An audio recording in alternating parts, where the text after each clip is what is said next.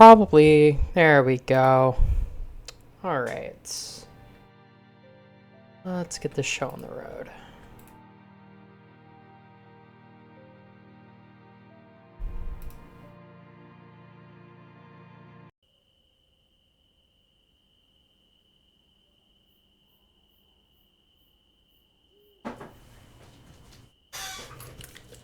Truly just putting the best things into my body. Espresso, Coke, and pizza. The gamer diet.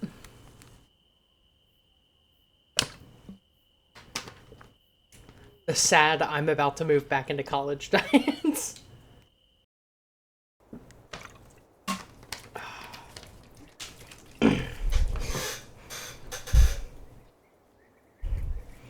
Okay. Well, time to put some kind of sticker on Gumi. Should I use the old Gumi or the new Gumi? I'm kind of leaning towards the old one because she looks kind of ugly. But she also looks more like an old aviator with like the goggles and such.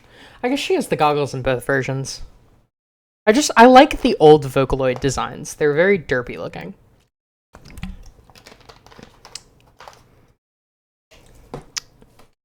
Let's see here. That's not how you spell decal.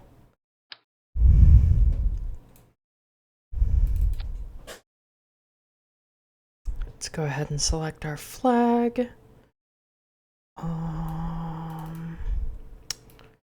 Yeah, so I have the AI design, which I think is like the new generation of Vocaloid. And then I have another one somewhere. That one, where she's like pointing at her head. I don't know why she's doing that. Let's see. Would that one like fit well on the wings? Like if I put her... kind of? I don't know. What do you think? Should I put it like on the wings laterally like that, or should I put it like on the body? I agree. On the vertical stabilizer. Ooh, points. The only thing is that it is really, really small. But I can put a little one.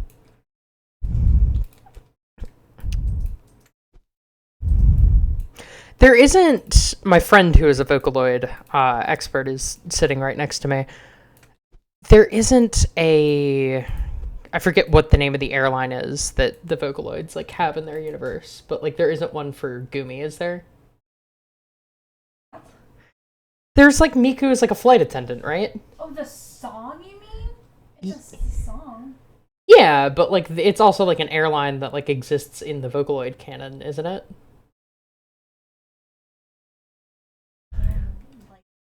Okay, never mind then. I thought there was like... I thought it's like what the games were. It's based off the songs. Fair enough. Make it larger just to fit the decal. I am not 100% sure what you mean. Oh, but you know what I could do? Oh, that is zoomed in directly on her crotch. Hold on. We could do this. Of just her head. So she's pointing. The best thing is, it's not going to be like that from this angle. But the best thing is that she's pointing in the direction of flight. Like, if you go this way, you're succeeding.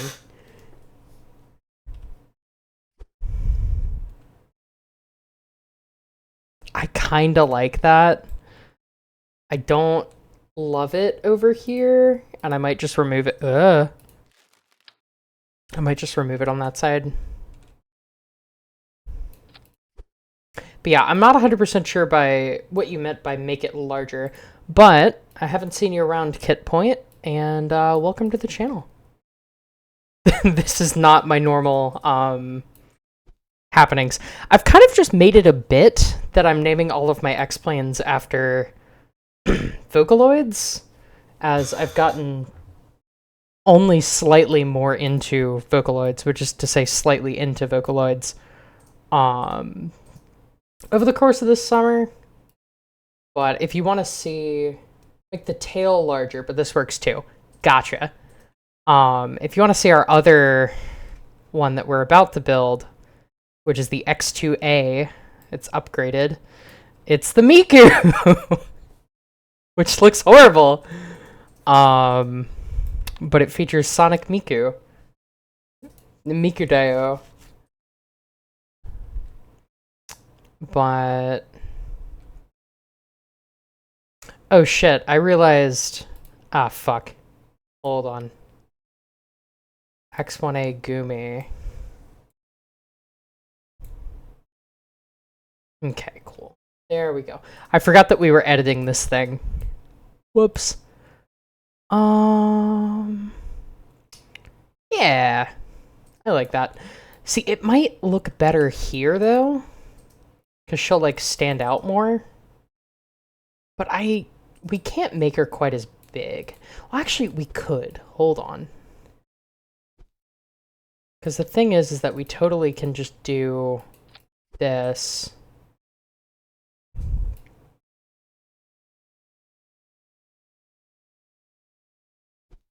And then this. And, like, line her up.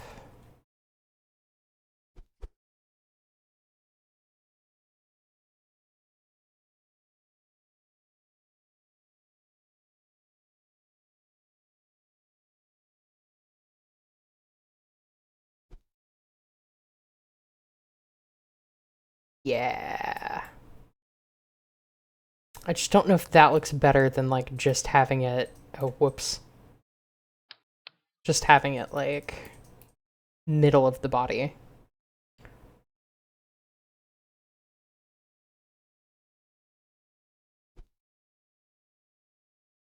I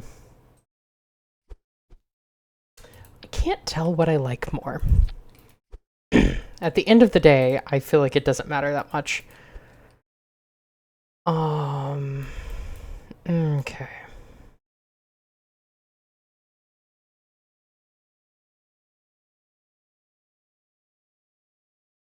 I think this makes it pop more, so we'll go with this.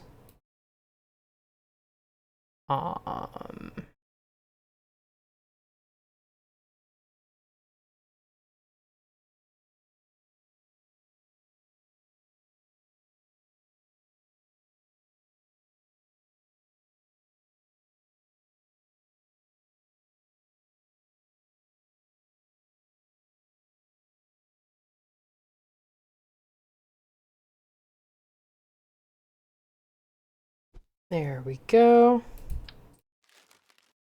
Awesome. So go ahead and save. Integrate anyway. And we will be flying that sometime today.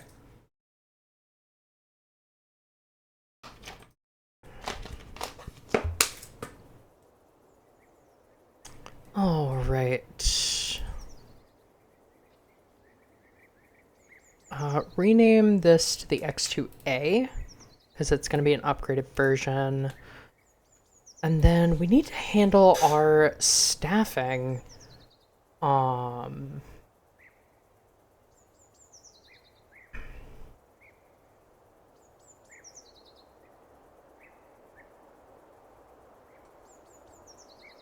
Which, that's going to put us really low in terms of budget, but hopefully that gets things done quite a bit quicker. Yeah.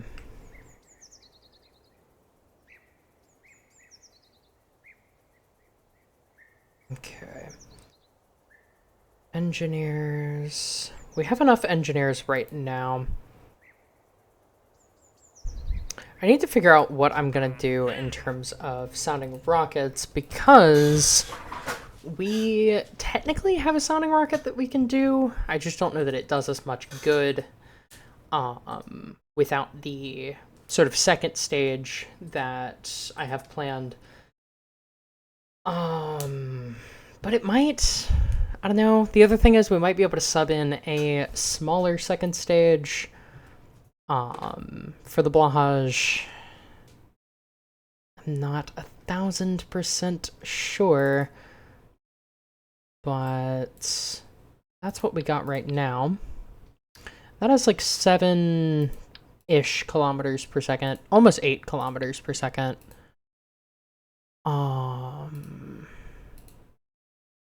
Let's see here. 198, 238.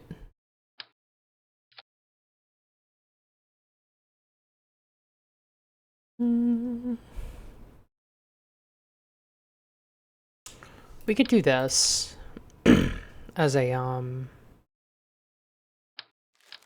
a substitute, maybe.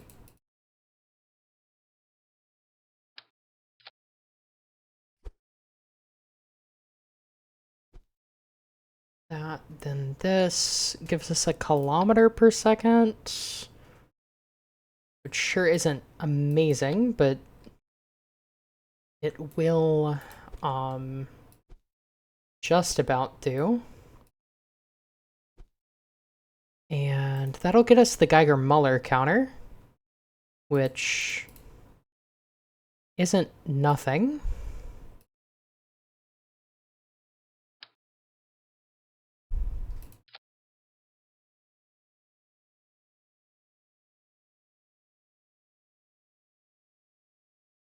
But I am going to have to add a couple of these spin motors to it. This will be the Blahage 2C, and then we'll add this later for the 2D. If we even really get to that. I'm not 100% sure that we will.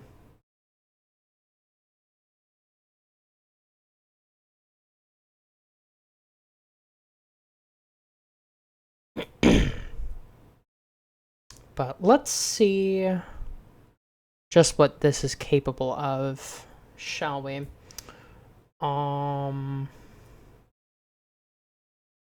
Yeah.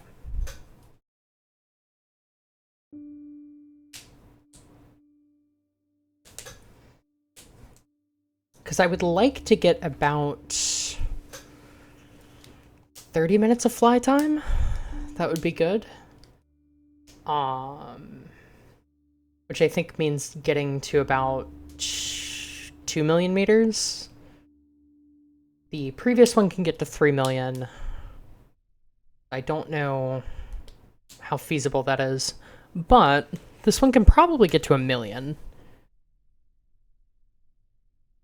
Though any estimation beyond that is going to be a little bit inaccurate.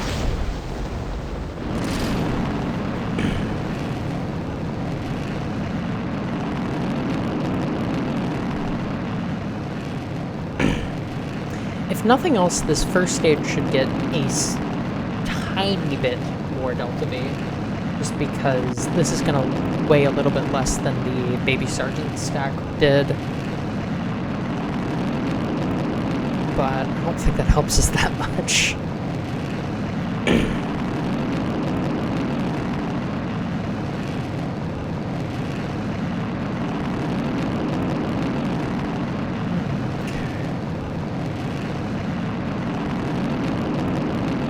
Ditching the fairings.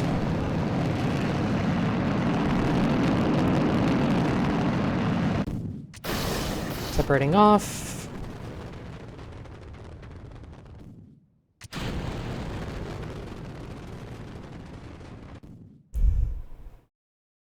So just about 1 million meters. We'll go into flight recorder here and mark.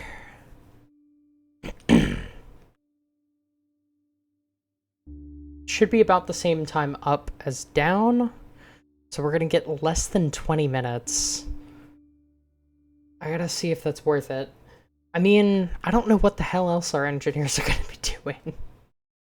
Yeah, 16 minutes. what does that translate to in terms of data? I can't remember if it takes 20 minutes or 2 hours to do the cosmic ray experiment. 2 hours, so that would be what, 1/6 of the total data points or scientific value.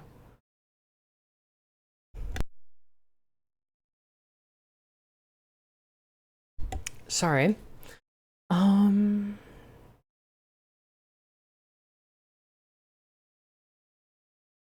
That's gonna be like 1 point. I don't know that we can justify that.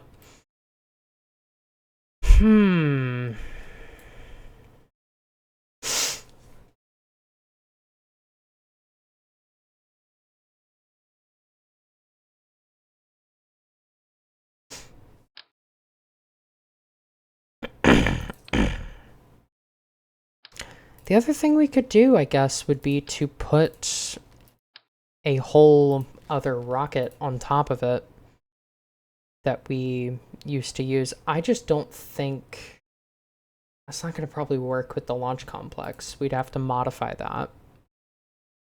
But let me see what kind of delta V it's even capable of.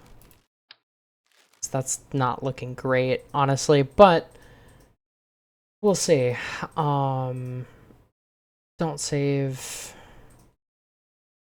And then Lahaj 2C.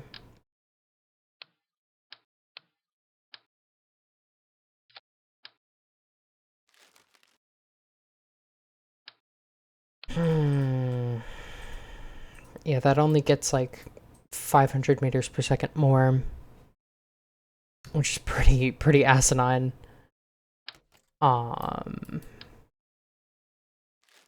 And maybe it's just because it weighs a lot. It's like 700 more. I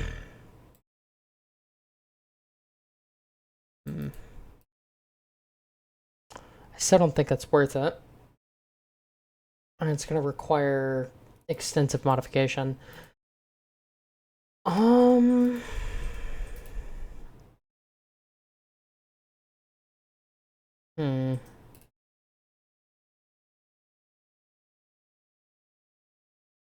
What experiments do we still have? Temperature scan is, I mean, pretty much done. Yeah.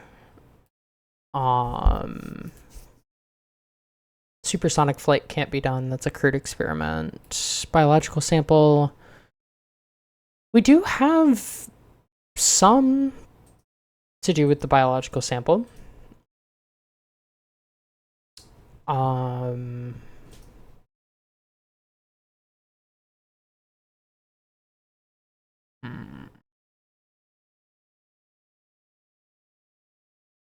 We might be able to get that in a single flight. Honestly. Let's see. Because I have a couple of ideas.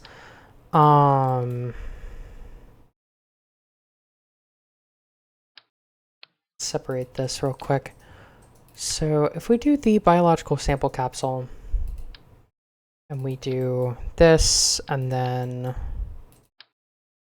like a cluster of maybe, let's say, 4 of these.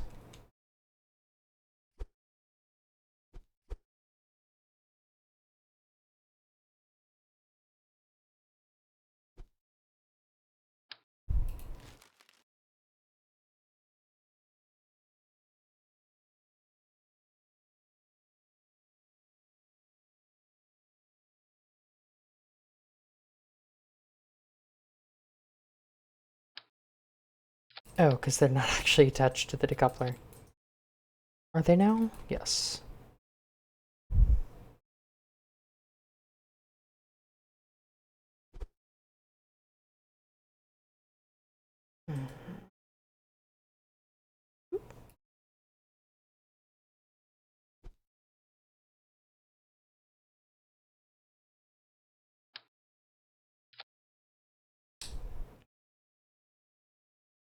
That's about the same weight. Which, I mean, means that genuinely we can do this.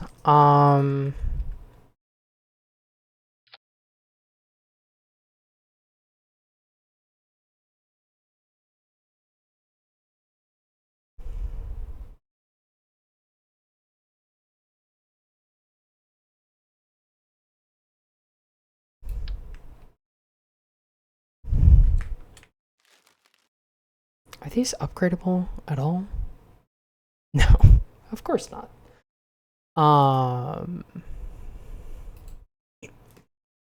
Let me double check that those are like the most efficient solid rocket motors we have.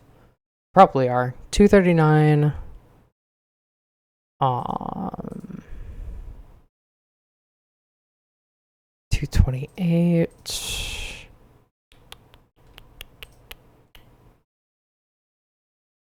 198. Yeah, those are probably going to be the best we can do.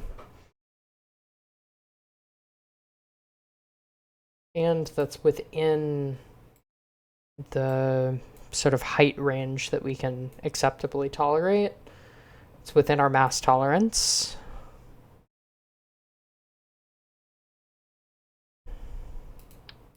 The only thing is we would want like a small science core.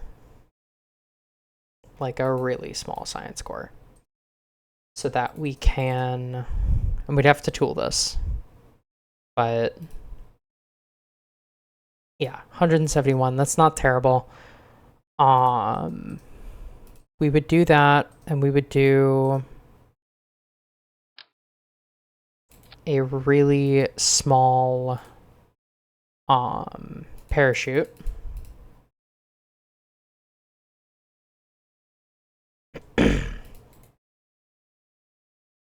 And that should be doable.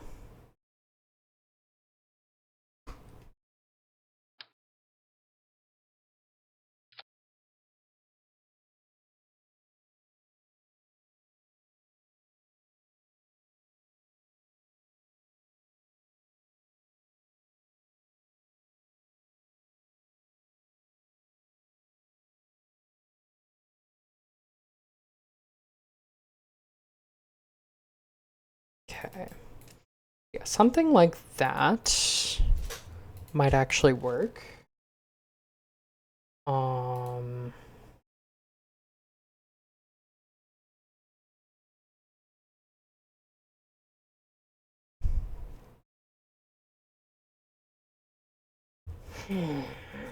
5.2 isn't great, but it's we'll take that. We also need little spin motors.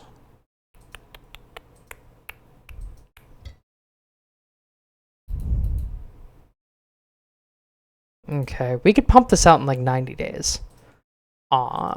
If we hired a couple more engineers, which we're already planning on doing. So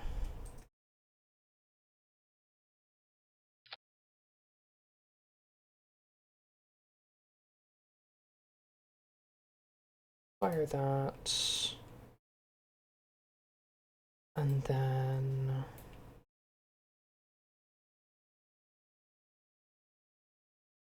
yeah, let's give this a simulation and let's see what kind of data we can get.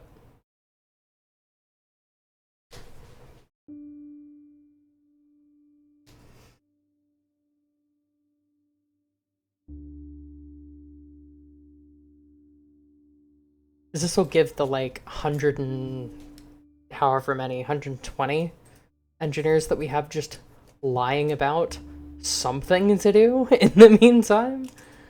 And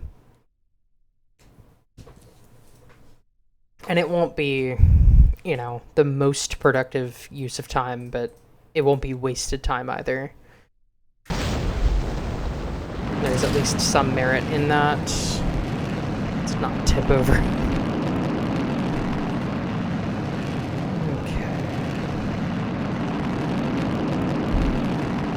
these no longer attached?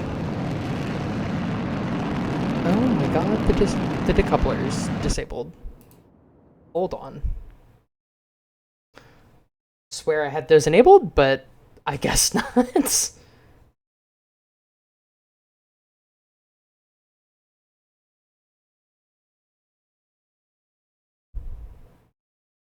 Bearing decoupler on. And simulate again. Failures are off. Good.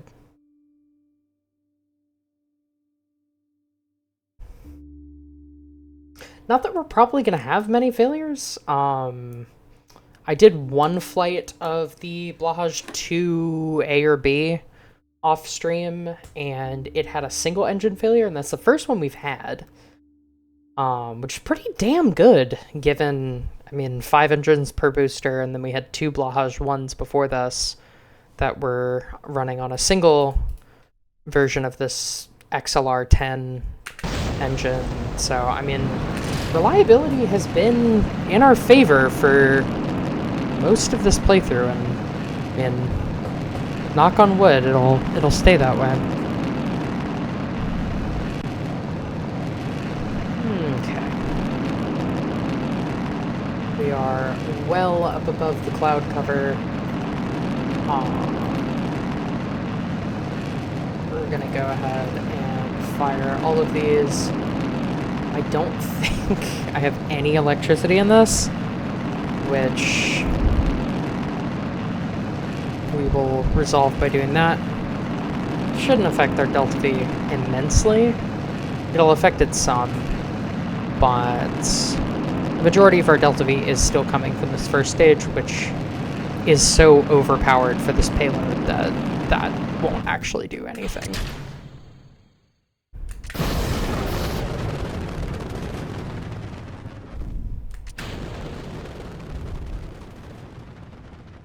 Okay.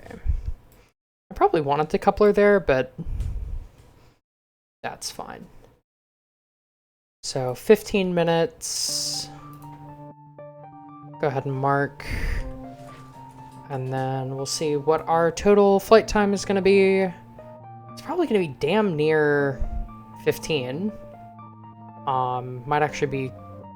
Actually, it's going to be closer to 16 or 17.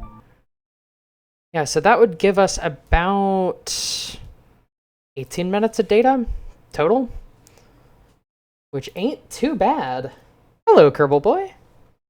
Also, hello, 5 viewers. More than I've had in a couple days.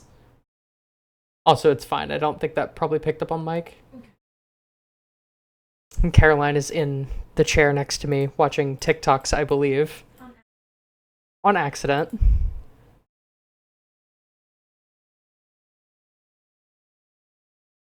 Okay. So we'll do that.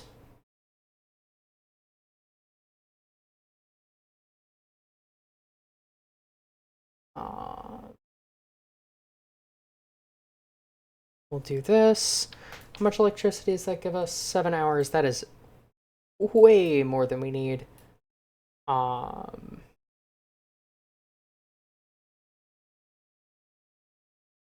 hour is fine, yes.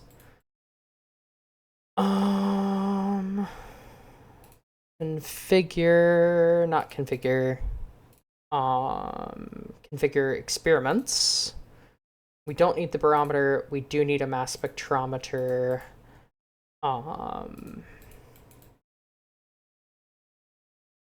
Okay. So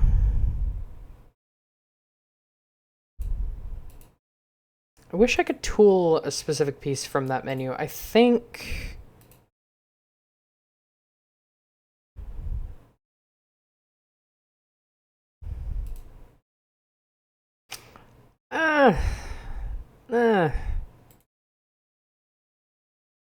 well, I should tool this. I'll tool this. Doesn't really do us much good, but having the avionics tooled probably ain't a terrible idea. Anyway, Excuse me. Unlock those 4 parts. Oh, fuck. Whoops.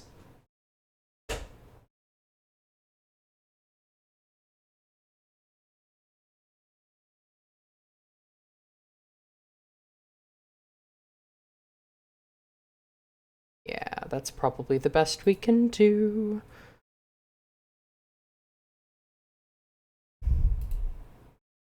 Okay. Launch, unlock. Not enough funds. Shit. So we're gonna have to wait until next month to do that then. Did I miss anything important? Not particularly. We got Gumi painted, but you're gonna see that in a little bit. Yeah, that's about it. So let's see. I forget exactly how much the thing cost, but we'll see if we can buy ourselves a Christmas present. But we also, this happened off stream. I was flying Miku. I was trying to get supersonic flight data. Mama fucked up a little bit. The engines exploded. Landed it fine. Kimberly, I think is the name of our Kerbal. Handled it like a champ. She is, queen of the skies. But, we did lose the engines. So, I went to add new engines, and it basically said, hey, you're going to have to rebuild the entire aircraft. You're starting from scratch, essentially. And so I just said, fuck it, we're going to actually redesign Miku. We made the X2A, and that thing, good lord, can get almost up to Mach 3. It can also reach an altitude of about 30 kilometers. So it does everything Miku did, but better. Unsurprisingly. Now, I don't know if it would have been... It wouldn't have been able to be built when we built Miku, because it uses new jet engines that we don't even have installed yet. So that is part of it. But, yeah.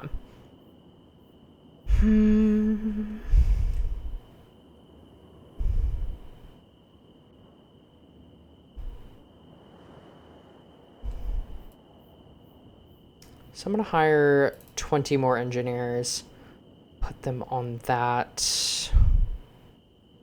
That'll be done in 95 days. And research for our orbital rocket will be done in 1956. It's not as fast as I would like. I will say not as fast as I would like.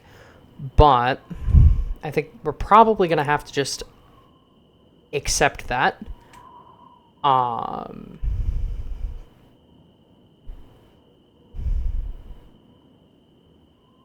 Early material science. I'll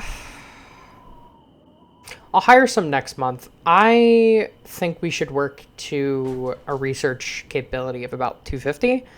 And then I want to get our engineering numbers up to this maximum of 368 so that we can build that orbital rocket real fast.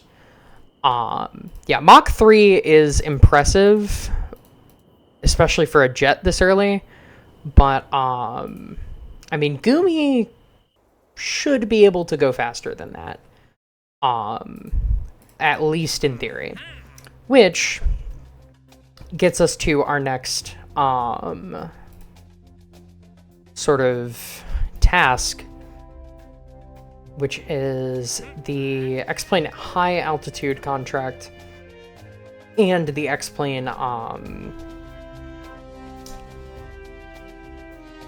experimental rocket planes optional contract.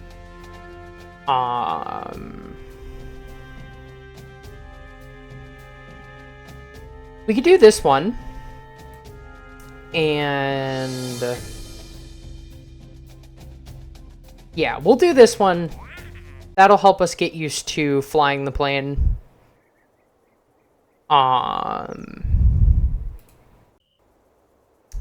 As Gumi needs to be air launched, which is something we have not done before. And therefore is, it's a bit daunting. So I'm gonna go with like 50 kilometers from the Space Center. I assume that that is heading towards the Space Center. If it is not, we are going to load this quick save. But we're going to fill it. We're going to give her a parachute. If anything were to go wrong. And we're going to launch the Gumi. So this uses two, I believe they're XLR 11s. Basically the same engine that is used on the X1. Exact same engine, not the pump-fed configuration. But we might upgrade it to the pump-fed configuration later. I would be willing to bet that with that, we very well might be able to get to hypersonic speeds. So we need 320 meters per second between 10 and 12. Got it. And we need to climb out of that, ideally. So...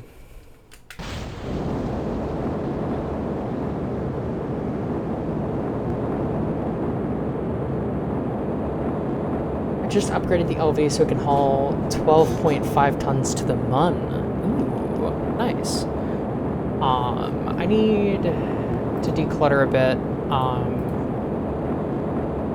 Get this pulled up for landing. And yeah. So this is looking for what? 350? 320. Bingo, we got that. Contract complete. And then we just have to get to up to 12.5.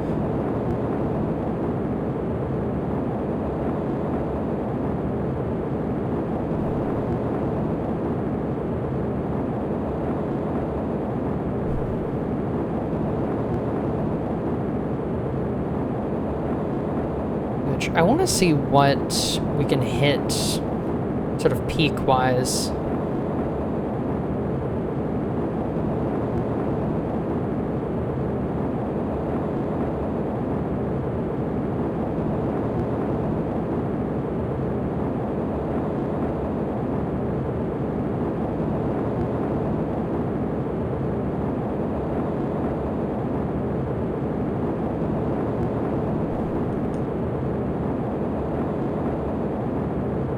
I have been able to get this thing up to 40 in simulations.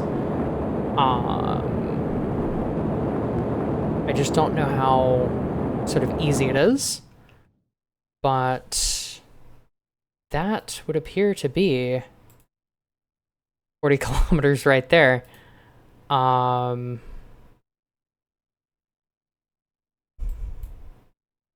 So we overshot the Space Center a bit. But that's okay. Ah, shit. I meant to be running that.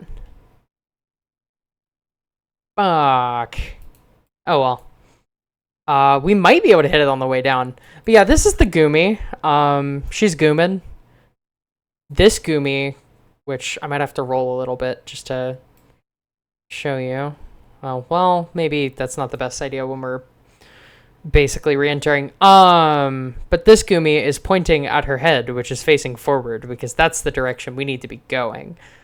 That's the reason there's one Gumi on the tail, but not two Gumis. How's everything going? SLS Block 1. Fair? Everything is going good. This is the X1 Gumi, or X1A. The X1 has been retroactively renamed the Gumi. But yeah. All right. Invalid situation. Earth low tropics. Fuck. I don't know. We might be able to reconfigure this to do some kind of crew science. In testing, I've been able to do the high altitude flight, which was hard to pull off, but it was doable. Anyway, let's start a roll here. Whoa. We need to set in G limits. Hold on. Because 15 is not going to cut it.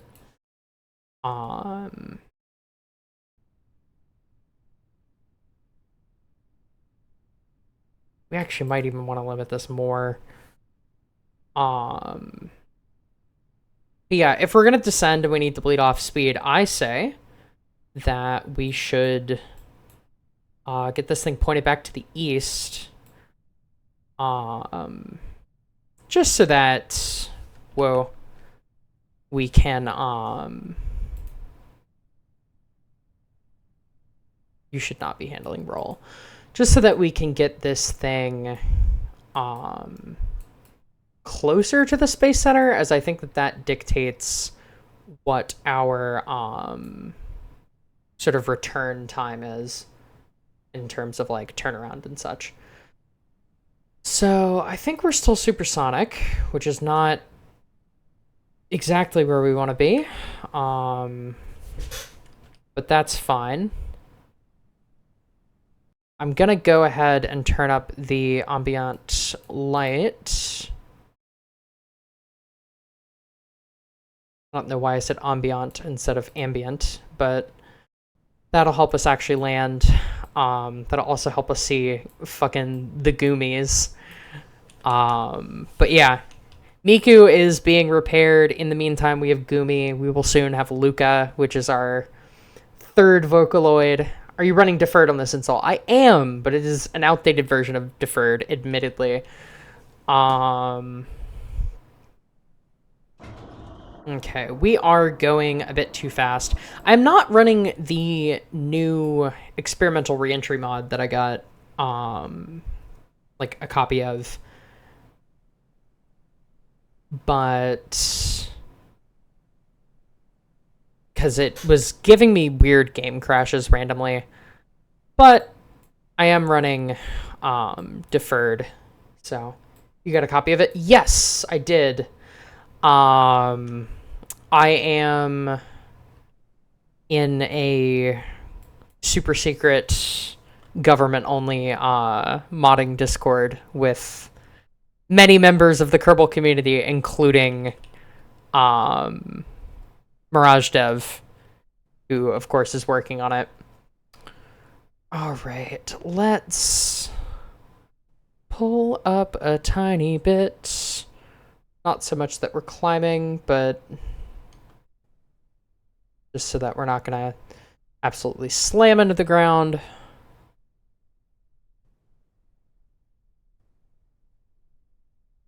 Jesus, Gumi, if you can get it onto the ground, that'd be great.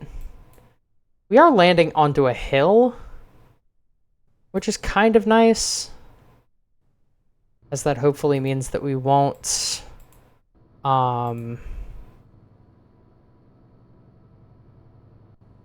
sort of go flying around. Hopefully, at least. Fuck you, we'll do it ourselves, real. Yeah, KSP2 was never necessary. I stand by Scorpio's words of what is KSP2. Whoa, Gumi. Gumi, calm down. I know the first Gumi exploded, but you should not follow suit. Alright, so that is...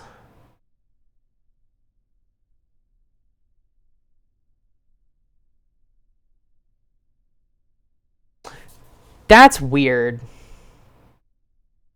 And I'm gonna complete the contract just because that's a stupid requirement if it didn't complete it.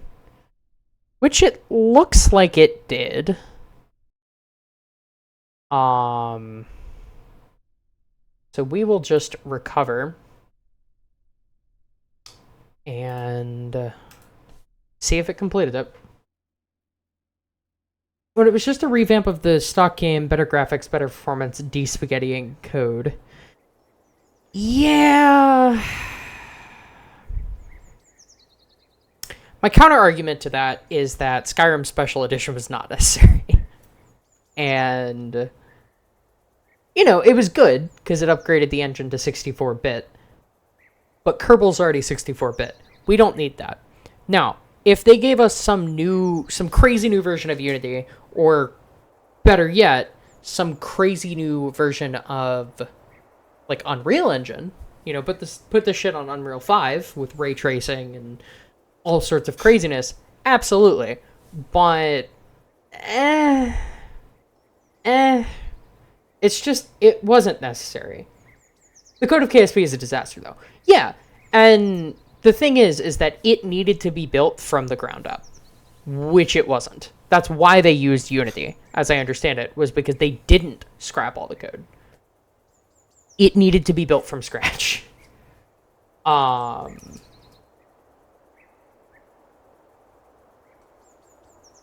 And frankly, cleaning up the code and making it modding, you know, making a mod kit that's better can be done with KSP-1. If that is your only goal, that is an update. That is not a new game. I know that it's easier to fund it and sell it as a new game and whatever, and I get that. But that is an update. And I don't really think it was right to try and make that a new game. Yeah, the original plan for KSP2 was quite literally building off of it. Nate Simpson was the one who forced KSP2's scope to explode. And I don't disagree with that. I think that everything that KSP2 was tackling is amazing. I need to move my chat. Hold on. Because it is very much cut off by my head. But yeah, I think everything KSP2 was tackling, amazing. I love it. However,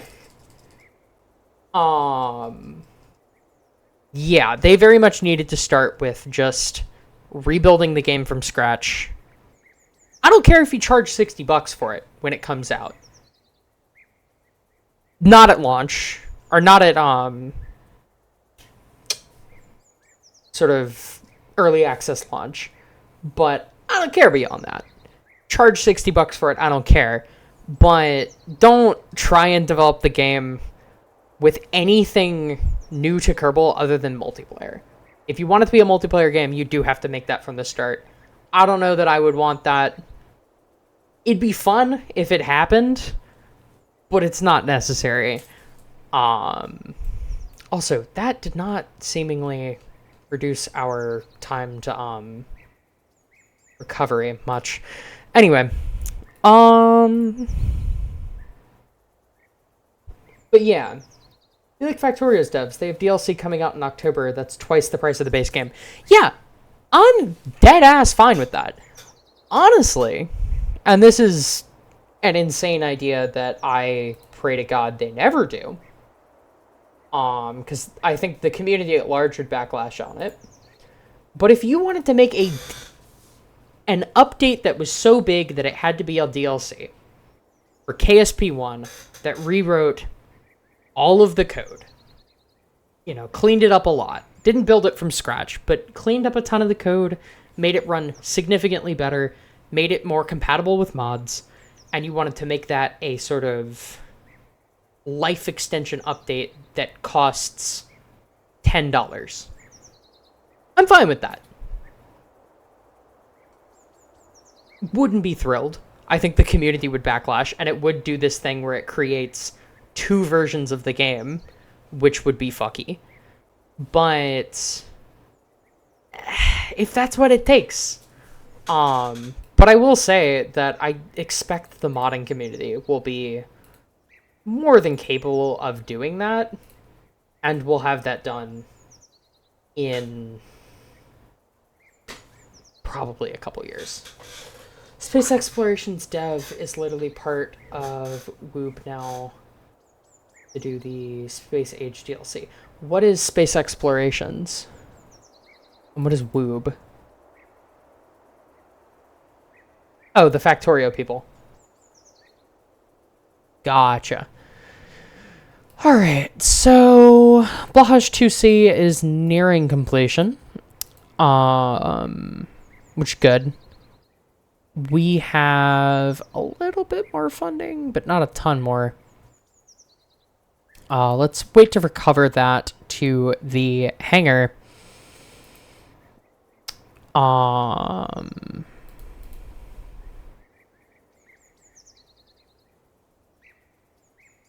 When will Kristen get back? 3rd of March. Okay. So, let's warp to that.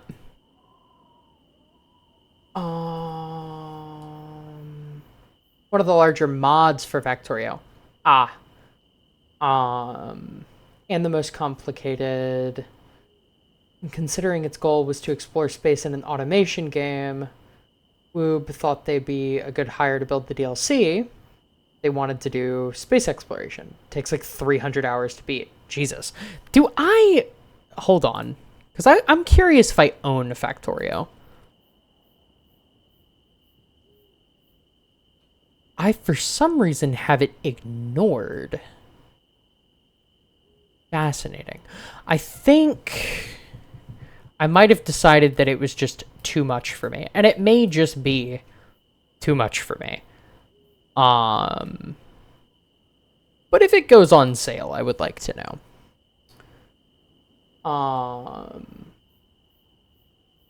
High-end Dons takes the cake for the most complicated.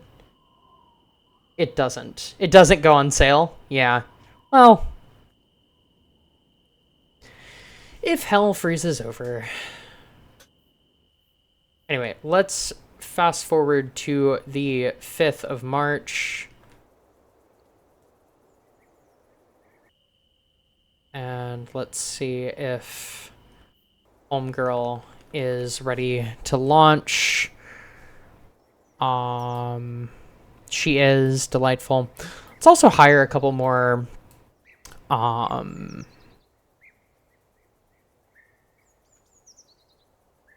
guest researchers.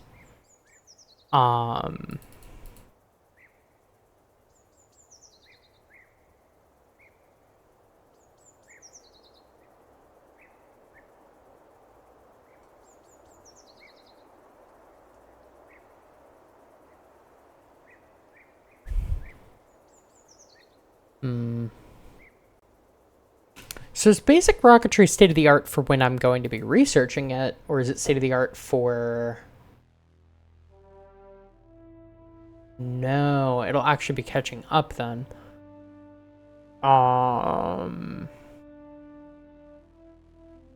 That's state-of-the-art though. Basic rocketry. That's this one. So that one's gonna be, yeah.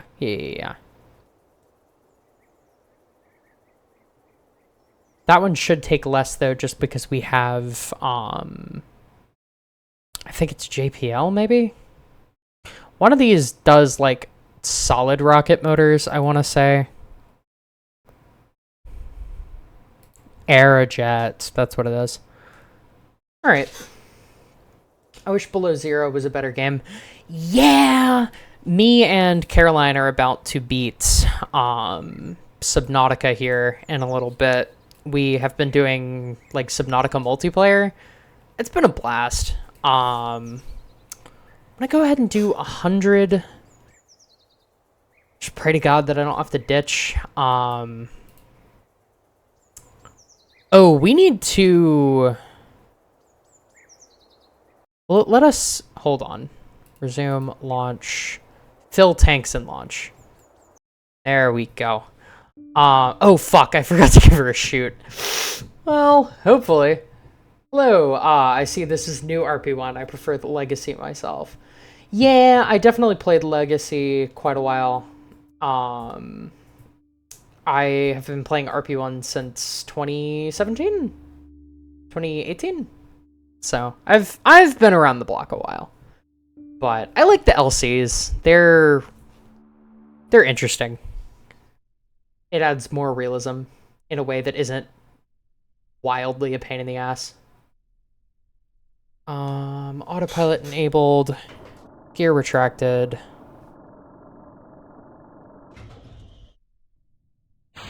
Engines ignited. Throttle set to full. Oh shit, I forgot to accept the contract. No, let me go back and do that. Last time I used it for Subnautica, it was buggy, hilarious mess. Is it any better now? It's been a few years. It is definitely playable. Like, we are about to beat the game. We started the game and have played it to completion. I would say the worst bugs are in the Cyclops. Because there is... One player, if they are not driving, can jump and then be smeared against the back of the submarine and die instantly. Fuck the min launch mass. I do agree with that. The other glitch is that sometimes if you're moving up or down, the player can sort of phase through the Cyclops and get absolutely launched into the stratosphere. I believe my friend Caroline was probably airborne for... Oh god, maybe 5 minutes? Maybe 2 minutes? Like, multiple minutes, and basically just left the map. For me, getting too close to another player's Seamoth, or even entering the moon pool room would insta-kill. That doesn't happen. We have noticed some vehicle desync, where basically I will see the Seamoth right in front of me. And for her, it is 5 kilometers away. And that's obviously annoying. And it makes it really hard to, like, find each other sometimes and other stuff. But it is very much playable. The Death Seamoth, it was invisible. Yeah, they don't kill you anymore, but they definitely... They do just be disappearing sometimes. Anyway, high altitude.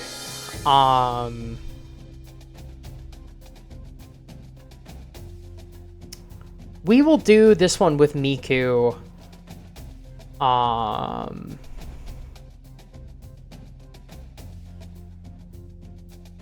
Probably.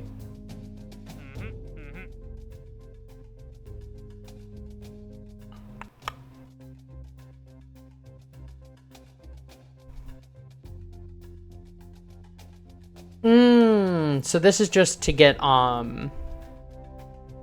that's just to get additional prestige. Gotcha. Yeah, what we will do is we will launch this. We're gonna swap these around. And we will head out maybe 120 kilometers. See, the thing is, I don't want to end up in the ocean. We'll do 150. I reckon we can probably glide that. So, shoot, fill tanks and launch. Let's rock and roll. But yeah, CZL Gaming, it doesn't show you as a first-time chatter, but it's definitely been a while. We are doing a new RP-1 playthrough. This is hopefully going to be the one that I stick with. Not that I stick with anything. Streaming commitment issues. See my 3 Nuzlockes that are ongoing. But yeah, we are naming all of our X-Planes off of, or after, Vocaloids. Hence, Supersonic Vocaloids in the title of the stream. So this is Goomy. This is the X1A Goomy. Draga/Nat. Gotcha. That slightly helps me. So this is our sort of X1 equivalent. It has 2 engines so that I can go a little faster and a little higher, and just overall be a bit more sort of performant, if you will. It all started with Miku, yeah. So the first X-plane that we did this with was Miku. And the original X-1A blew up and killed the pilot. And was just generally a really bad time. Let's see if I get this. Okay, cool. So this will actually tell me how much distance I have to the Space Center, which is what I need. Your X1 is just a very early X15. Kind of. It can't get anywhere near Mach 5. But it is definitely semi-comparable to the X15.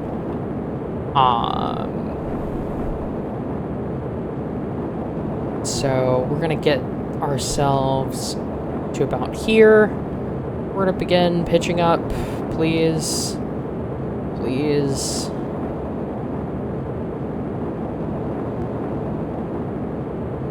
Might have to give this more control authority.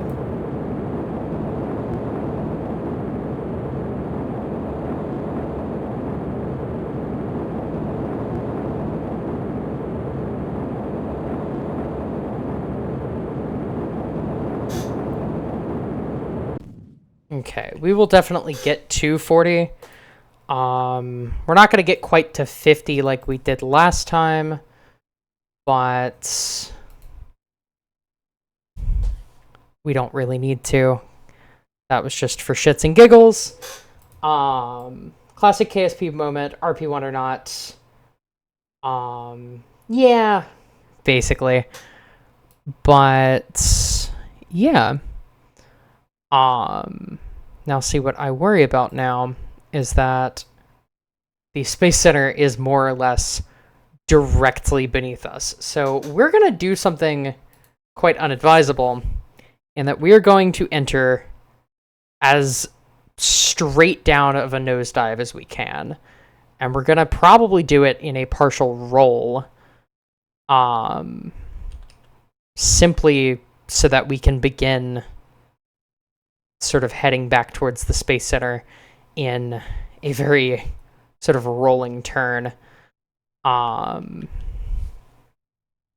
This is definitely a jank flight path. Do not recommend, do not try at home. But we're going to try and get it as close as we can, referring to the plane exploding and killing the pilot. Well, it didn't kill the pilot. It nearly killed the pilot. The cockpit actually did a full cartwheel and landed safe. And Kristen Kelly was our pilot for that one. She is an absolute legend. Okay, you're not supposed to be able to pull those kind of Gs. Yeah, moderate your shit, would you? High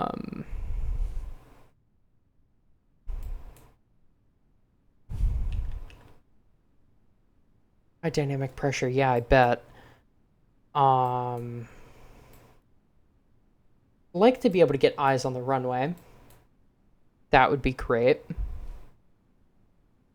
I think we're going to have to get below cloud cover to do that. We are still heading in the right direction. I'm going to have to stop reading chat for a little bit, just so that I can sort of lock in, so to speak. I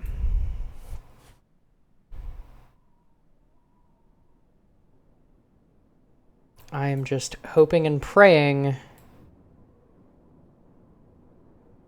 Ah, shit. Yeah, runway is not gonna be probably reachable. Though, I don't know, maybe. Let's see.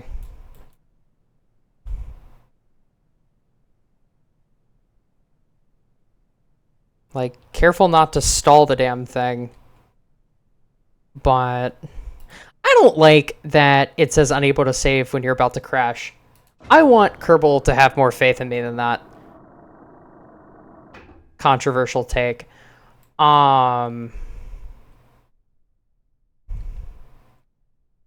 Okay, we need to boost ambient lighting so that I can tell how damn close I am to the ground.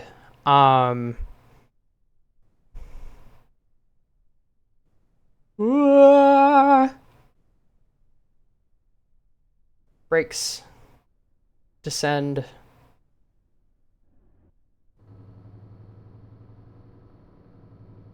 Does that count? What the fuck is this? Ah. What are you? Ah. I think that should count. We hit the runway. New engines for Astrus 1A only have a 1.5 degree of gimbal, while the old ones had 11 degree of gimbal. Time for config. Yeah. Oh, right. Well, Gumi is down after probably my most unwise landing. Yeah, let's recover her to the spaceplane hangar. Maybe we modify her into an X-15. I have an X-15 designed. It is the X3 Luca. But Gumi is my favorite Vocaloid. So maybe we keep it the Gumi theme. I don't know. Her color scheme is just so bad.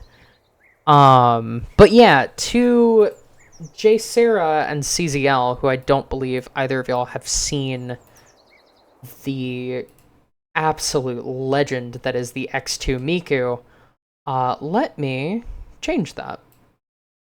Let me first turn this down. Let's hop into the spaceplane hangar for a little bit, and let's look at the X2A Miku. Which we might...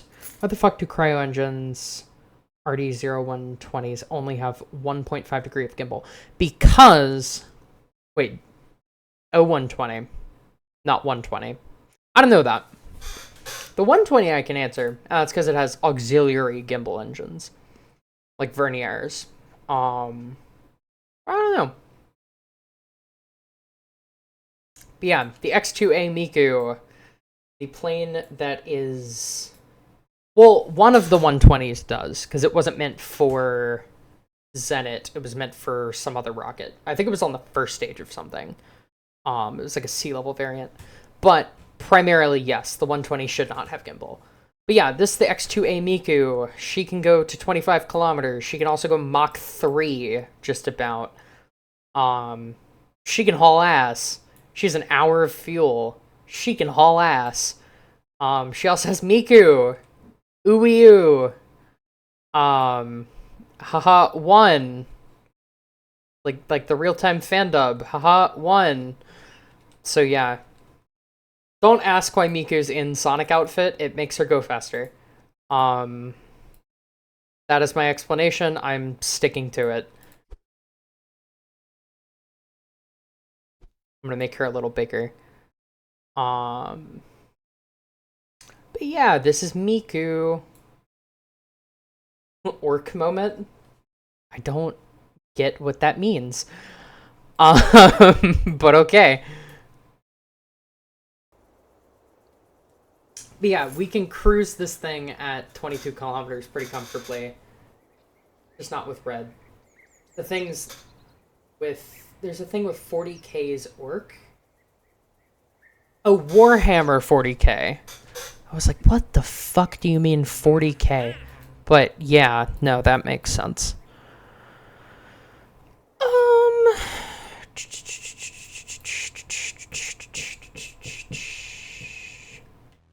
Mature supersonic flight. 15 tons. So...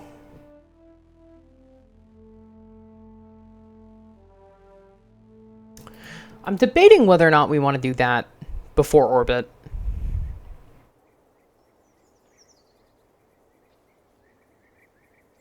Basically like that. Because it doesn't really slow us down much, and it gives us something we can do. As Gumi is not doing anything. This is Miku. This is Miku. This is Miku. This would technically be Gumi. I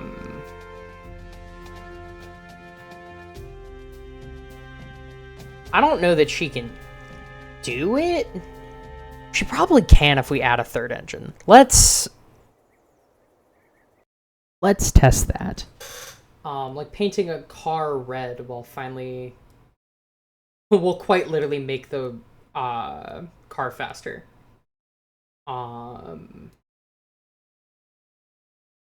That anything is commonly believed with orcs is true. Near T has updated the near future mods. Ooh. Now you're saying something that I'm quite interested in. I am a trans woman. I am not a 40k trans woman. I don't know, just not my jam. Oh yeah, to anybody who missed it, if you want to see what the original Gumi looked like, good God, this was a bad idea. It allowed us to complete the Supersonic flight contract with starting tech. This is just a P-40 cockpit, 9 Veronique engines, and 2 Tiny Tims. But it didn't have the burn time to get off the runway, so we launched it off of a tripod. It worked. Nearly killed the pilot, but it worked. That might have actually been like I think that was our second flight. So, actually the extra weight or extra mass of the paint will make the car accelerate more slowly. Yeah, but like racing stripe. All right. Let's see. Will those fit? Yes. So,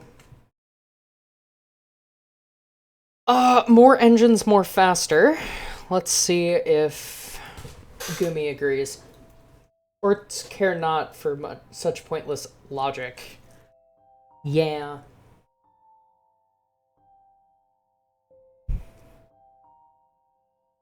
And then I'm probably going to get up here in a few minutes and go grab me a glass of water, because my body is starting to feel weird in the way that it normally does when I need food or water. CCL will resume to hydrate. I will hit you up with that in a few minutes. Not presently though. So no, you'll get up now. Joking. Yeah. I need to set stuff up with my streaming again. I will probably fix stuff like the DVD logo when I get to college this weekend. I'll probably do that in like a couple of days following that. But yeah, we're trying to get up to 55 kilometers. That is our goal. We can hopefully do it.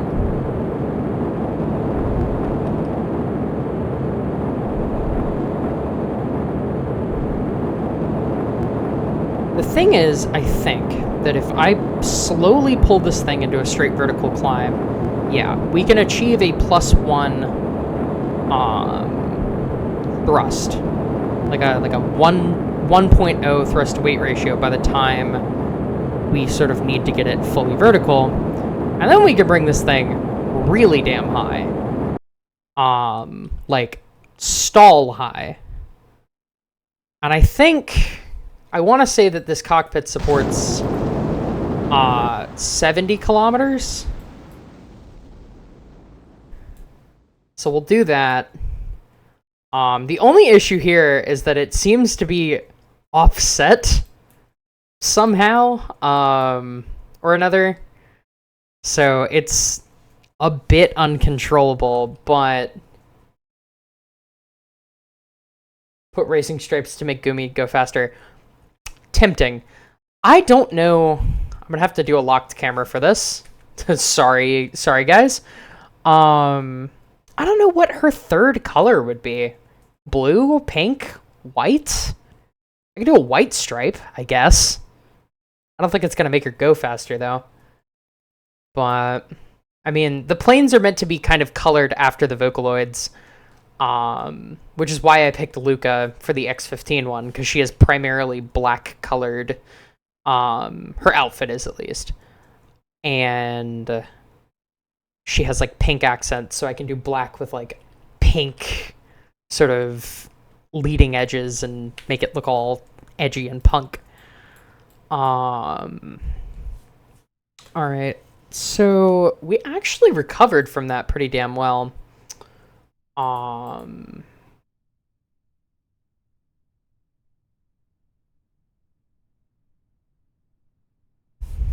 don't see why high altitude flight needs to also be going fast as shit. Feels a bit unnecessary.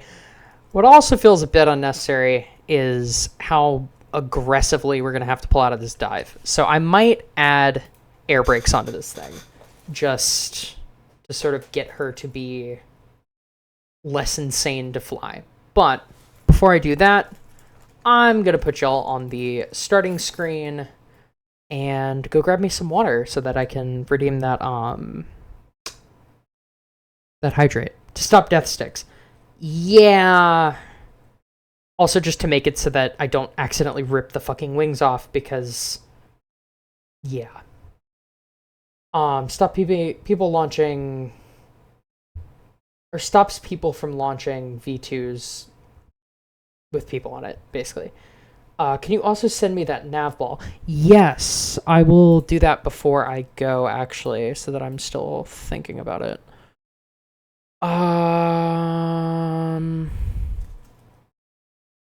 Christ, what the hell was it called? Z-theme? UI. Nav ball. I will post that in clips and spoilers, because it relates to discussion during stream. Anyway, I'm gonna hop, grab some water, also maybe eat a handful of pistachios. You might have to put up with me eating those on the stream, because I think my blood sugar is kind of tanking. But I will be right back.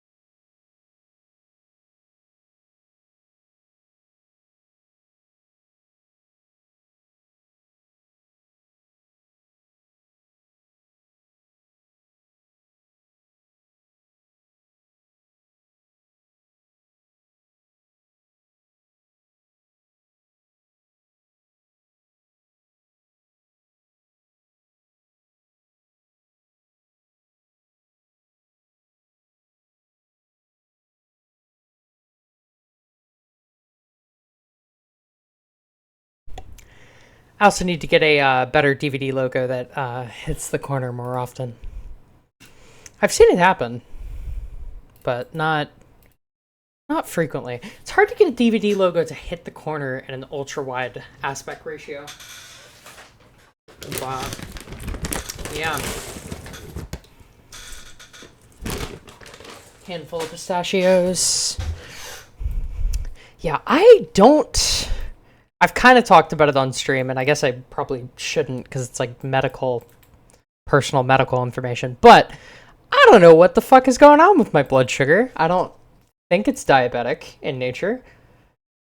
But all of my symptoms would suggest hypoglycemia. Or hyperglycemia? One or the other. I can't remember which one. But I've been tested for that in the past, and it has not come up. And so my only theory is what my friend suggested, which is that maybe... Oh, damn it. I can't recolor them. That sucks. Hypo is low, hyper is high. Yeah, I did know that. I just don't know which one sort of gives the symptoms I have. But basically, sometimes. Usually it correlates with food. Yes, you do. To answer your Kerbal one.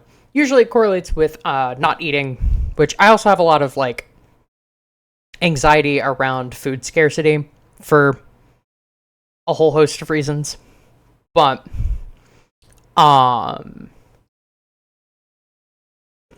basically, sometimes it happens with not eating. Sometimes it doesn't. But my hands will get shaky. Not like violently. Like, I don't even know if you can see it on the camera. But just in that like fast muscle twitchy kind of way. And I'll get a little anxious. I'll feel a little like jittery. Almost feels like I've drank too much caffeine.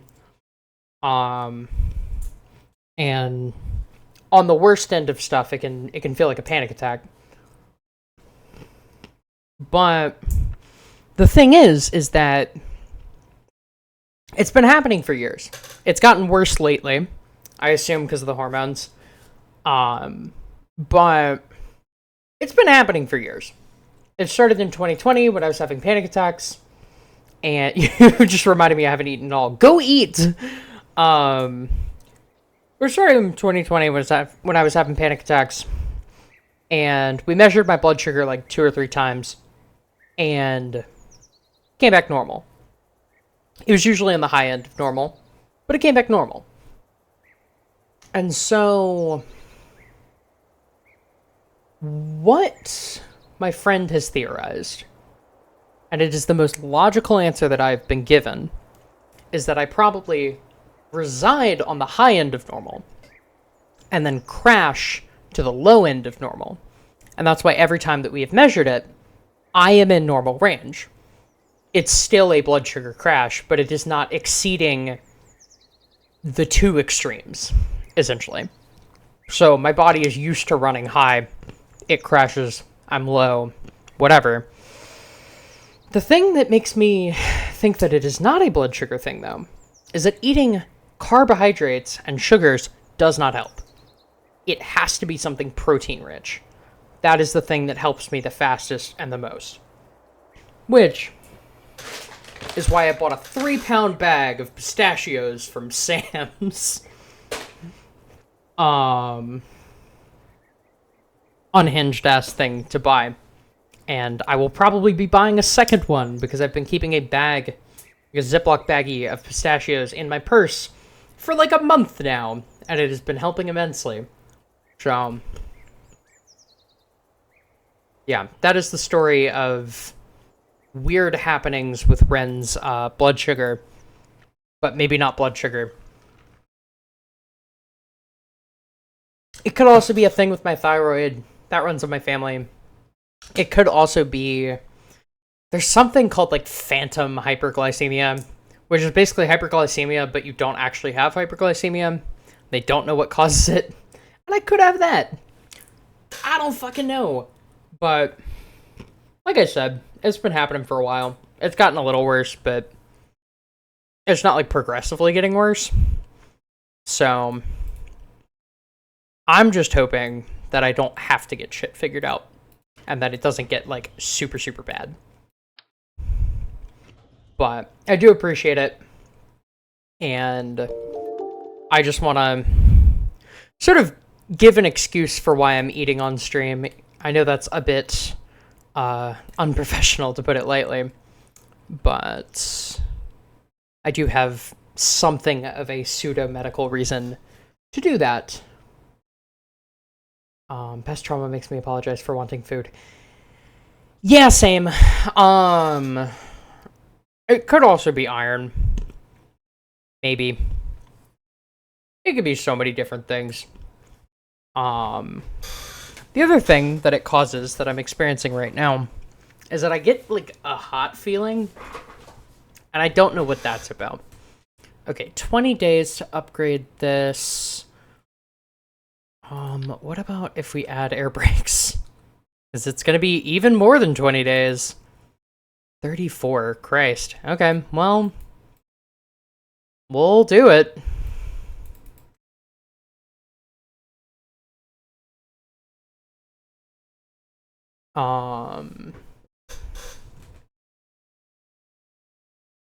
Yeah, we'll do it. Ah, fuck. Okay. We'll go without these for a while, and what we will do is we will put a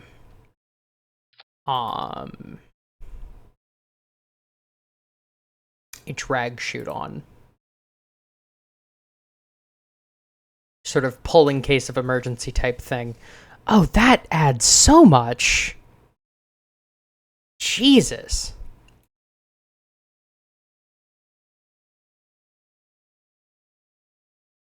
What if we make it really small? Like really, really small.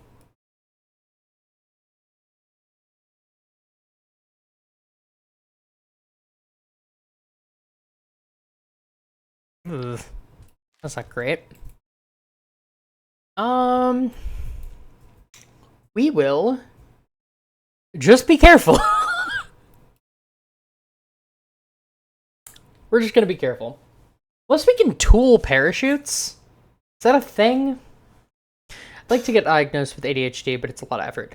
I am trying to do that this November. And I will probably let y'all how that goes. I have like 10 trillion things, small things wrong with me, but none of them are particularly serious.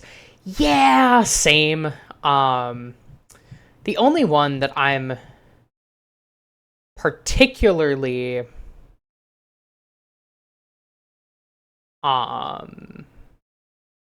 sort of worried about is the ADHD, as that is affecting my studies and my ability to hold a job.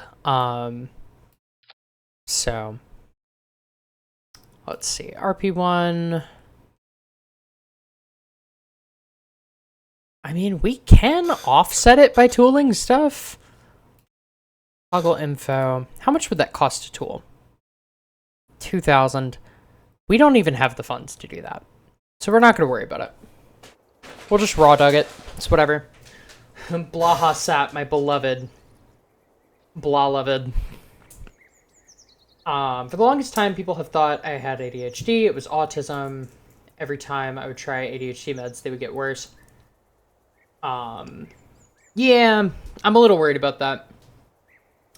They thought I had ADHD as a kid. It was a combination of... Whoa, just punched my microphone. Let's see. Am I still... Y'all can still hear me. It was a combination of, like, childhood trauma and abandonment issues and a bunch of other shit. But I was a boy, and it was the early 2000s, and I was acting out, and that categorizes as ADHD in the year 2000 whatever. And so, yeah, I got on Adderall. It didn't work. They raised my dose. it still didn't work. And I had to deal with Adderall withdrawal when I got off it, and it was really fucking bad. So I'm hoping that doesn't happen again.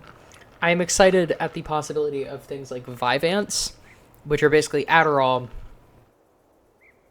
but on easy mode. And much less intense. So I'm hoping for that. The thing is, I just need a little bit of a...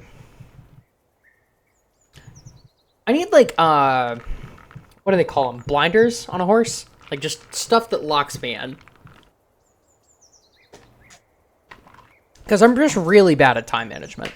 I'm sure anyone who is a long-term viewer of this channel, or a long-term follower of anything I do, will notice that I like to pick up projects and not touch them for years. And that is not because I don't want to. I do want to. But it, like, actively is painful to do so. And so, I don't. And so, blinders, LMFAO. Yeah, pretty much. Also, hi, Beastie. I was switching to the VAB so I can show people our beautiful new satellite that was built by Beastie-1. But basically, I need blinders. I need something that sort of tunnel visions me ever so slightly. I don't need them to be solid blinders. I need them to be, like, opaque. Sort of frosted glass. Blur the rest of the world, but don't blind me. And I'm hoping to talk to a psychiatrist in November about getting on some kind of medicine. And I just hope that that works. Now, I may not even fucking need that. In the short term. Because I might have gotten a second job. Which will pay me more. But I don't know that yet. And even still, I would like to have some kind of medicine. Built by Lucy, but adopted by myself for memes. Different Lucy? I assume? Normal girl doesn't stay up 2 hours ranting to nobody about Hollow Knight lore because her brain is going insane. The depression might be a side effect of dysphoria. Many such cases. Get the Olympic shooter glasses. Shades on either side of your eye. Very much the case, yes. Hi, Kaden. 50-year-old dad in a white t-shirt. Lunio Lucy, yes, I see. So, oh shit, this isn't... Hold on. We don't have our actual satellite. Is it this one? No.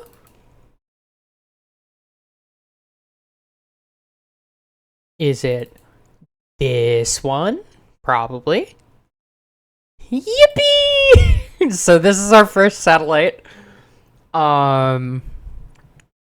It has been balanced. It does actually launch.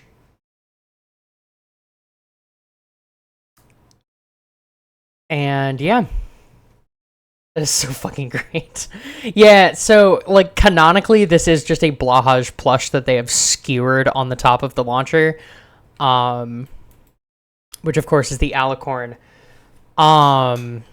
So, named after a My Little Pony thing, I think. And having a Blahaj on top. Cheers, brother, I guess. But yeah, we should... I'll give a little demonstration that it works. Can you send a screenshot of the LV in lab? I can. I will in a little bit. Alicorns aren't only My Little Pony. Gotcha. I need to show Lucy that the Blahaj lives on like 2 years later. Yeah, I want our first satellite to be... I recommended Alicorn because of Ace Combat. Right. Yeah, I have seen Alicorn referred to mostly in MLP, but I didn't know if it was like a general term. I know there's like another term for it that isn't Alicorn, but like means flying unicorn. We're gonna warp till day.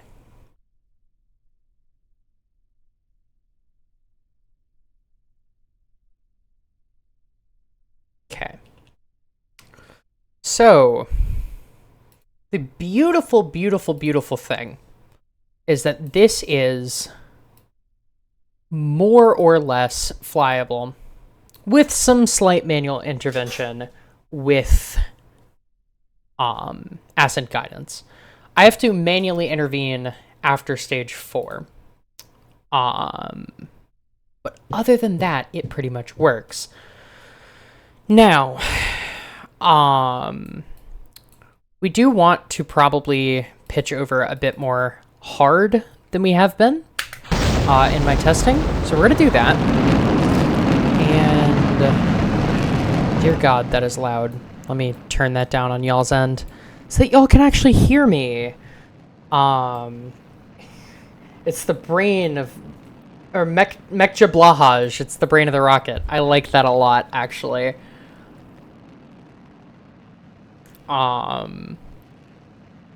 So yeah, thankfully, the little shark that could does not overheat that much. It very much feels like it should. I'm gonna aim the camera here.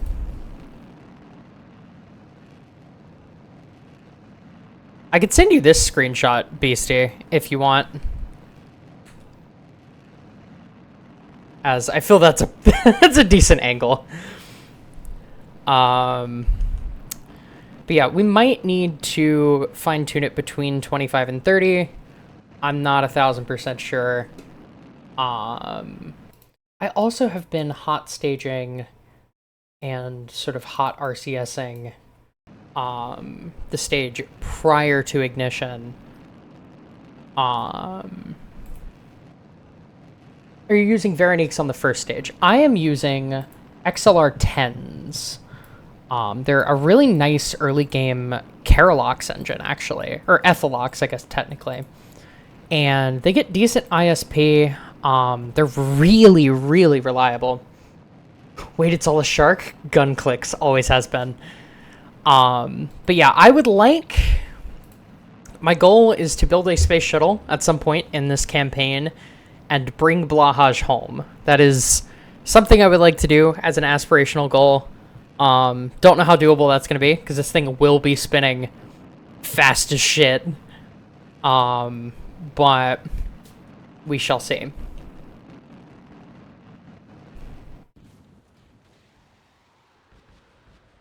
Oh, fuck. Wow.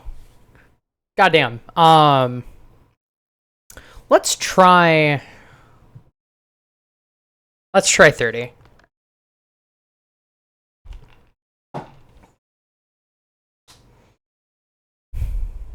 But yeah, like, I feel so jittery right now. What the fuck? It's fine. I'm gonna go see the doctor in, like, 2 weeks, so, like, The transonic region must be hell with that. No, so see... It's actually so trans that it sort of, it, like, cancels out. It's, like, two, like, sound waves that are at equal amplitude. They just cancel out. It's too trans for transonic to actually, like, cause any issues.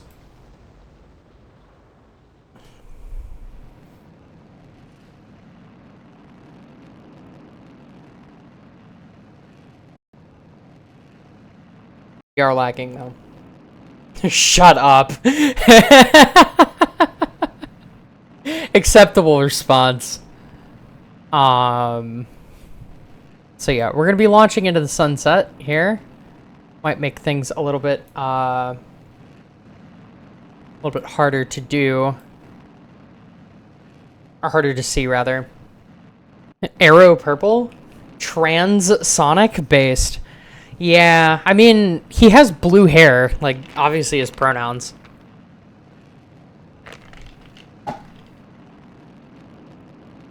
He transferred from blue gender to yellow gender when he got all 8 estrogen pills. That's the plot of Sonic Adventure, right? I mean, it's close enough.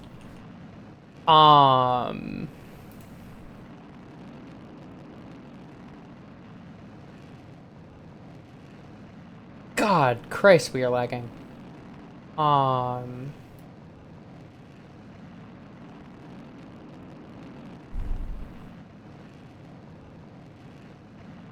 Yeah, and that isn't stream lagging. That is, because I can, ooh, you can probably see me.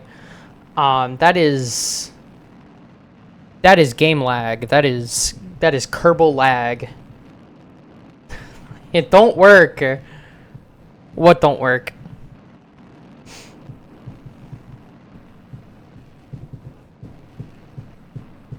I'm confused. I've lost the plot.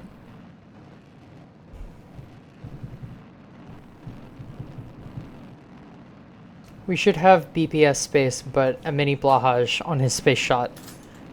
I forget which company BPS space is. I'm gonna be so fucking for real. Okay, 60 kilometers. We're having a little bit of plasma. Surprisingly, Blahaj is holding on like a champ.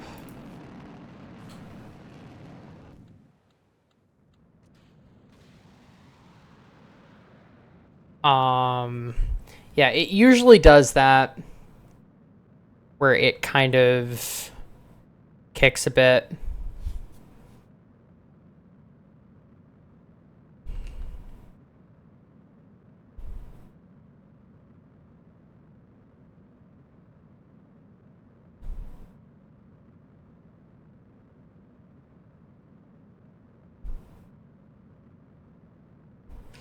So it looks like because of the lag, I might have to take manual control, stop that immediately.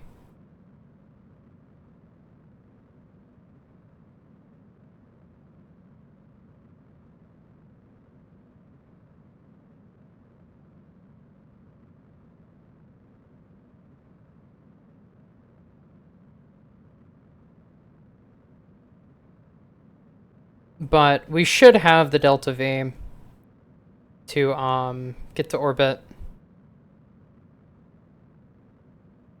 And to do so pretty healthily.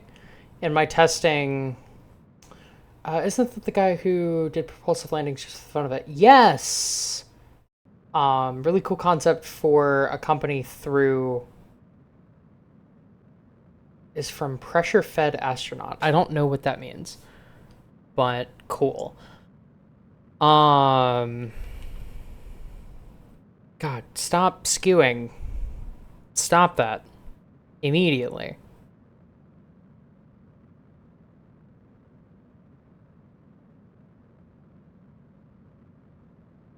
Stop. Behave yourself, please. I guess I just can't go above 2 times physics warp, but... yeah, we're gonna be here a while.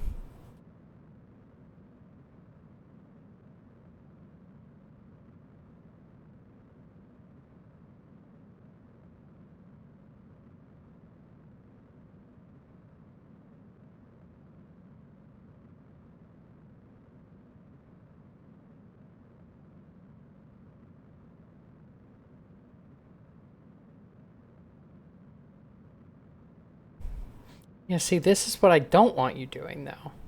Is because you're bringing our apoapsis up too damn high.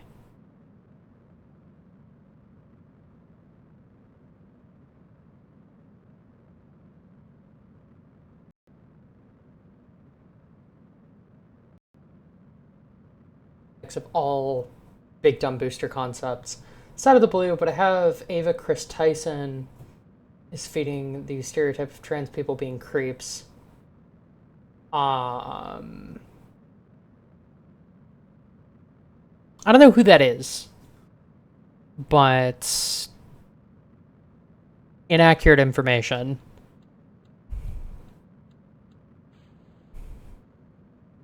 Really inaccurate information with regards to any one group of people, but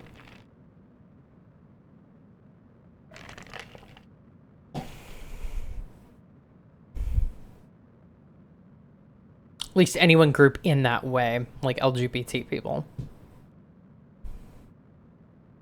You could and should make the argument that, like, all pedophiles are creeps, which, like, yeah.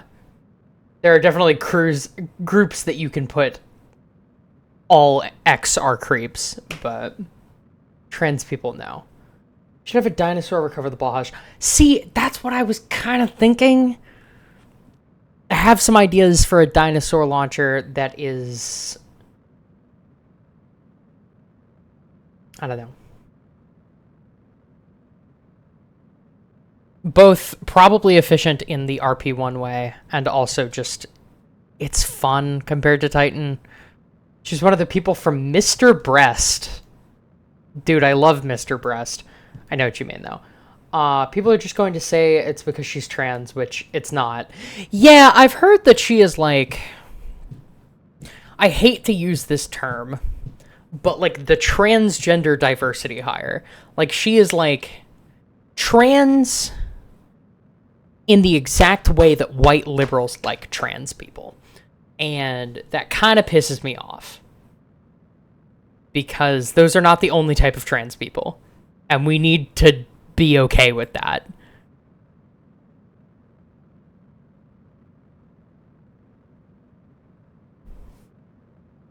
She wasn't trans when she started working. Yeah. Alright. So we're gonna time warp a bit.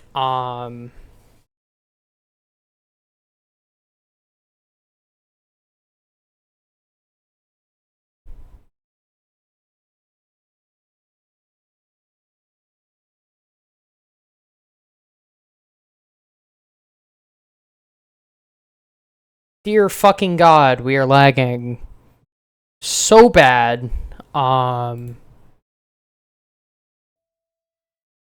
Okay, cool. We are out of the atmosphere. We are no longer lagging. Hooray! So what we're gonna do is we're gonna wait until we're almost entirely at apoapse. I usually wait till we're about 5,000 kilometers, or 5,000 meters, 5,000 kilometers, Jesus. 5 kilometers below our apogee, which is about here. Actually cut it a little close. Throttle up, stage. We basically have 2 of these 11 clusters, a 3 cluster and a 1 cluster.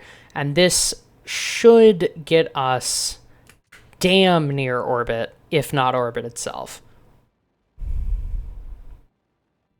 Oh yeah, orbit with plenty of margins.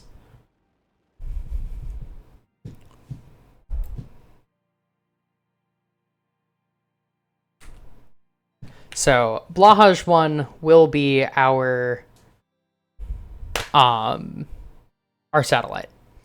Also, fun fact, Ava was the first person to make the I sexually identify as an attack helicopter joke, I think. Christ.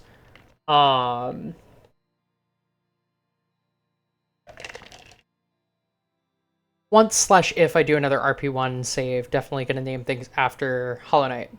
Spinning Blahaj. Spinning Blahaj.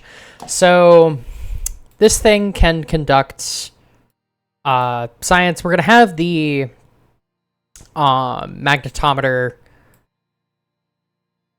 on here as well. But she will be around for a couple of days, actually. Yeah, so we have battery power for about 12 to 13 days.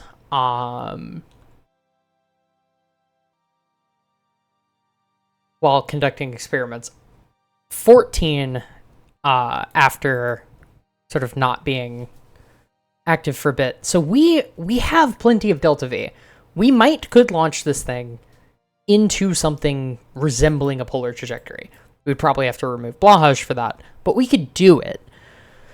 So this isn't a wildly incapable launcher. But yeah. I don't know what exactly the scheme would be, especially considering the cool characters are just 2 names.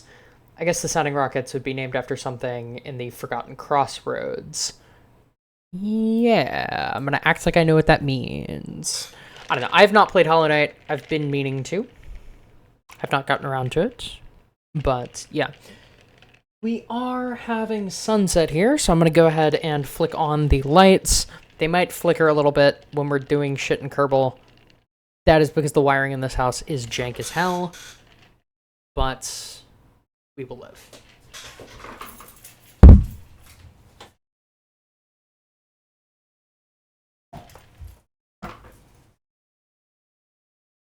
Also going to do my belt real quick.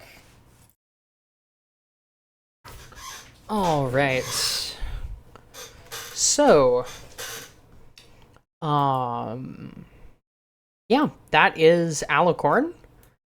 That is our first launcher. It has a 3-stage variant,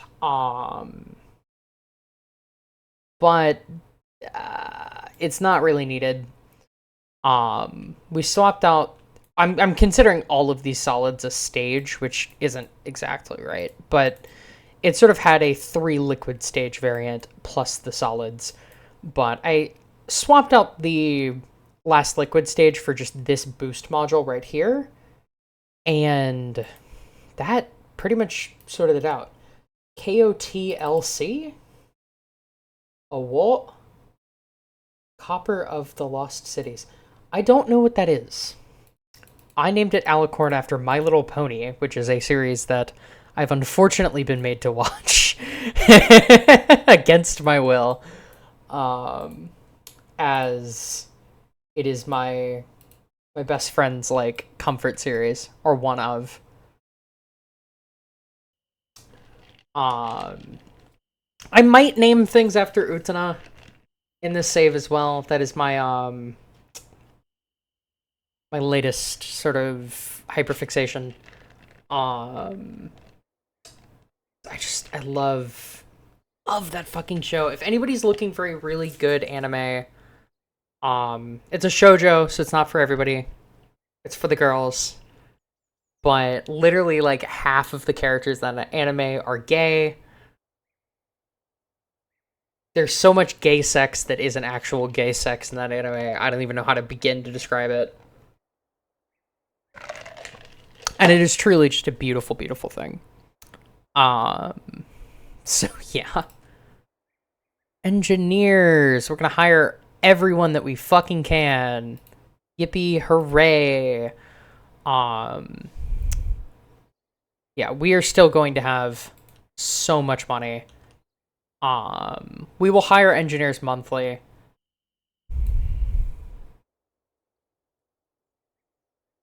So we'll wait until April 1st. Or, we'll do mid-April. And we will hire another full batch of engineers.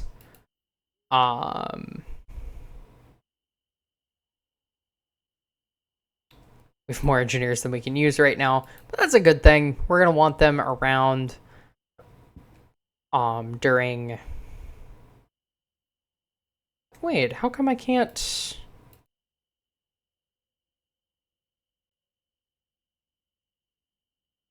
Oh, that math checks out. Okay. Yeah, I just got lucky and hired the exact amount. Another reason that Hornet is great, I love Hornet. We love Hornet. Hornet is goals. What is Hornet from Hollow Knight?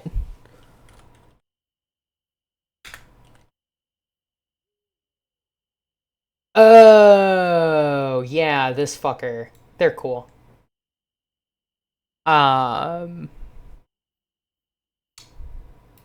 Alright, so...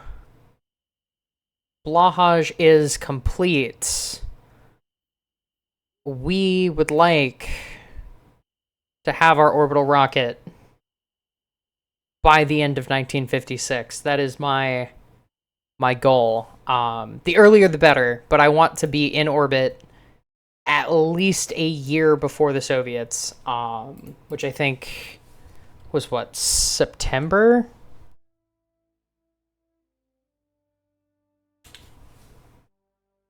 October 57.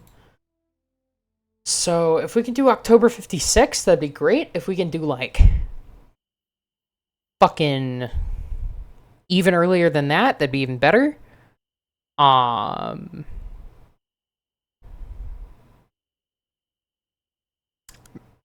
I'm thinking about... Let me take a look at something. Because I think that we could probably build the entire rocket. We could start building that now. And we can integrate it with the Scud engines that we're going to unlock when we unlock them. And that'll at least have the majority of the system built by the time that we get those engines. It's like a little bit cheating, but it's not really.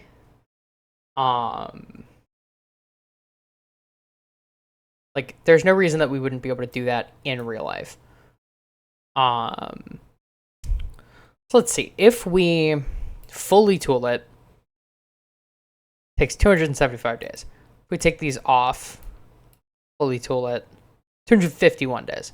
So it would add about 25 days in a perfect world, which we don't live in a perfect world.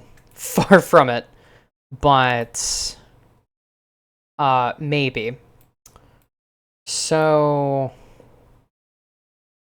other thing is that I think we might have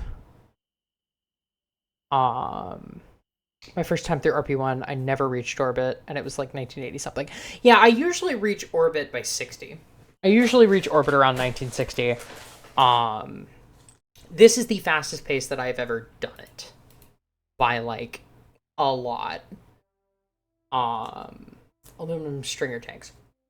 Fucking awesome. Cool. We'll have those. We can rock and roll with that.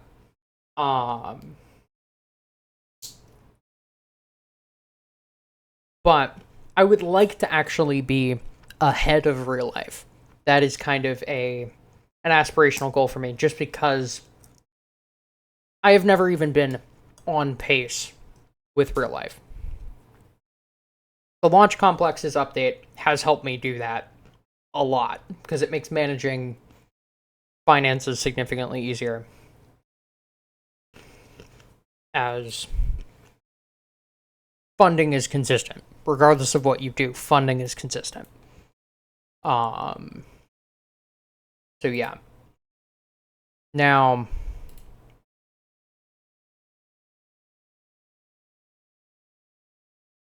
this is using aluminum stringer tanks. I would like to upgrade these to aluminum stringer tanks.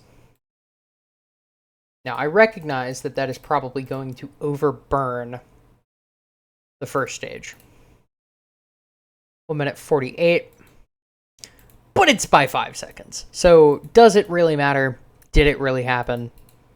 Not really. And then if we put 3 Scud engines on it, right?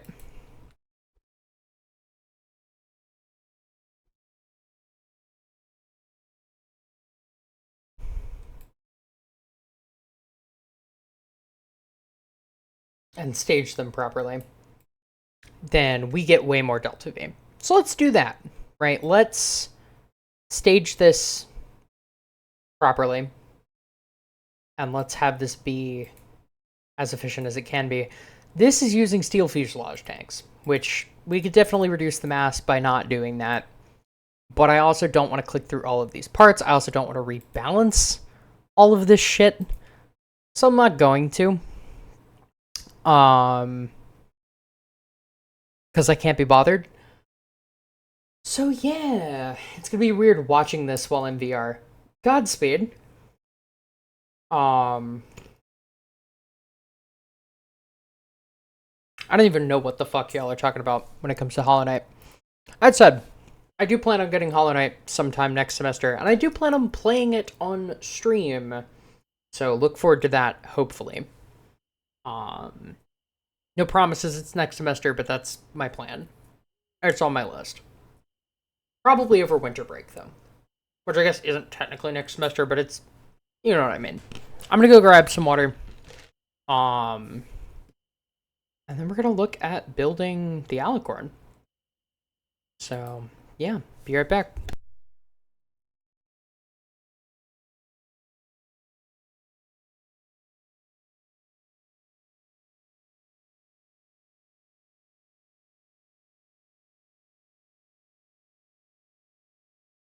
Yeah, I've heard very, very good things about Hollow Knight.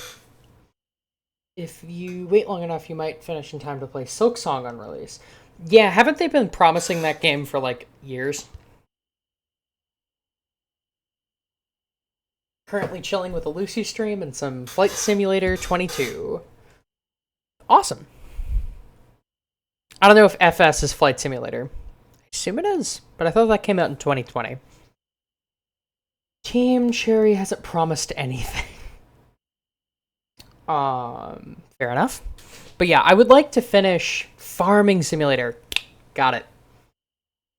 The games on my currently want to finish and would like to finish on stream list are God of War, Horizon Zero Dawn, eventually, Undertale, and Fallout New Vegas. Those are the 4 that I really want to finish. I've just been very into Kerbal for the past couple weeks. And I want to keep doing it because I know y'all like seeing Kerbal more than just about anything. And if I'm in the mood to play it, I'm gonna give y'all what you want. Not gonna like torture myself and make myself play Kerbal when I am horribly not in the mood. And it's likely that I'm gonna be horribly not in the mood for at least a couple weeks this semester, just given I'll be working and I'll be doing actual engineering and I won't want to be doing like made up engineering. So, you know, but I will probably be doing some Kerbal still. All right, so we can do this contract. We are going to roll out the Blahaj first. We're going to warp to Sunrise. I'm going to run to the restroom. And then we are going to... I know I literally just got back from a break. But... And then we are going to air launch this guy. Oh my god, these are going to be happening hours apart. Anyway. But yeah. We're going to air launch that in a sec. I will be right back. And yeah.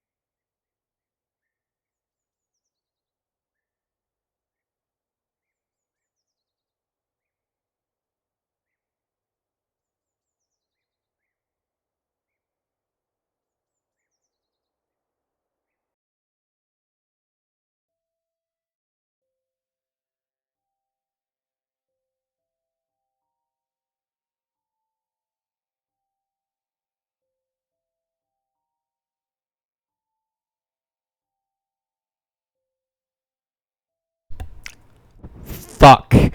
I forgot to switch y'all to the starting screen. So, chair stream moment, I guess.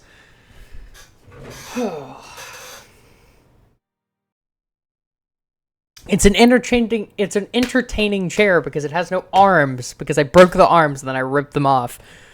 Because I break everything I touch, because I'm ADHD. Anyway, next question. Service info, get that pulled up. Get Ferrum pulled up.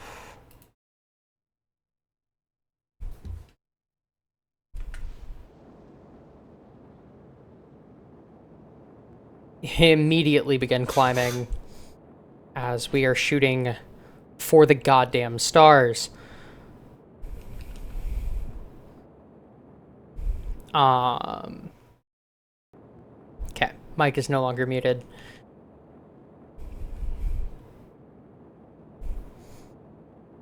Okay, high altitude flights should be happening here in a bit.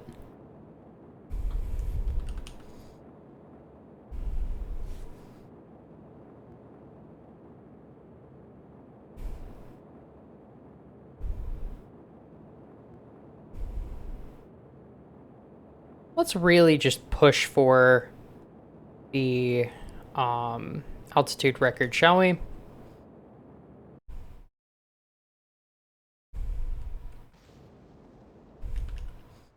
And ignition failure. But 65 kilometers ain't bad. We are in a large-scale stall, which is quite, well, not good, let's say. We're going to give ourselves as much yaw control as we can afford,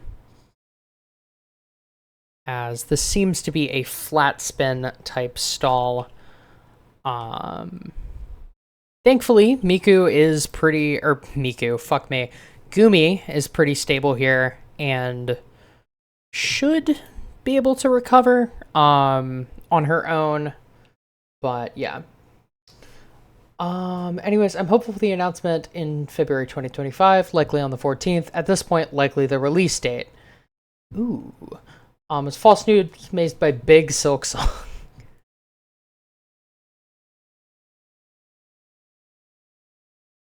Yeah, do we have, like, why do you say the 14th? Like, what makes you sort of theorize that?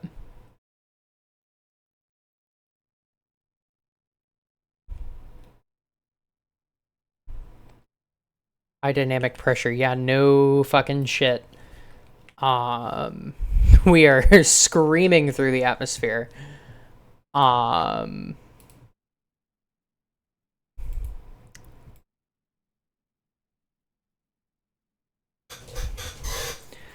guess we could get some other crew science done by Gumi, but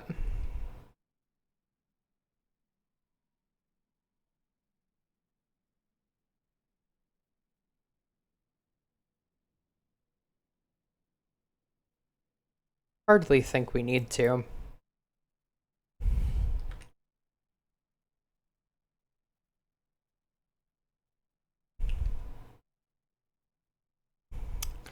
Yeah, if we had this thing lined up better, we could land on the runway. But I'm not pressed about it. Landing a couple hundred meters from the Space Center isn't going to kill us. That said, I am going to try and turn this thing so that we don't end up landing in the Atlantic. Hopefully I don't end up stalling this thing out over the water. Okay. That looks like a nice enough place to put it down. And let's go for it. I expect them to hold to tradition. What do you mean tradition? February 14th is what? Valentine's Day? Also, what the fuck is that on the horizon?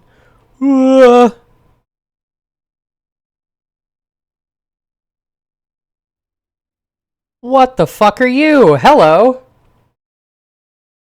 Oh, is this the fucking, the squad obelisk? I think it is. Wow. Look at that.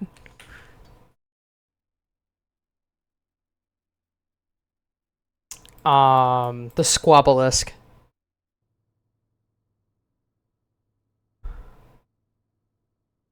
Okay.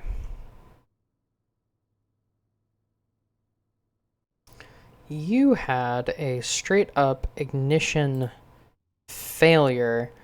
Now, the rest of you, I believe, are doing fine. Don't know how many ignitions you have remaining. May very well be 0. But yeah, that was a decently successful flight. Don't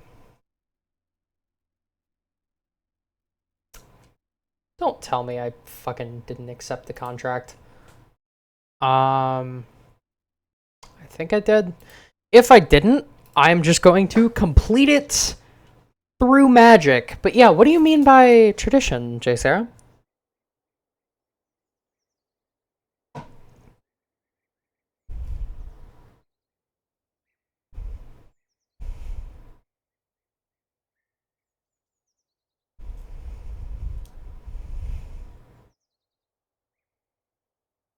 The past 2 messages. They like to put news out on the 14th. Namely the reveal trailer for Silksong and then the release trailer for Hollow Knight. Ah. Okay. Ready for next assignment. No reputation or no retirement gain. You're fucking with me. You're fucking with me. Okay. Everybody close your eyes. Close your fucking eyes. Ta-da. 70 kilometers is... That's a hard one. The hard one we can do, I think. As long as the X1 cockpit can support us that high. But it's a hard one. I think that's this upgrade. 75 kilometers. Yeah, so we'll probably recondition Gumi and modify her a little bit to do that. Yeah, so we will start building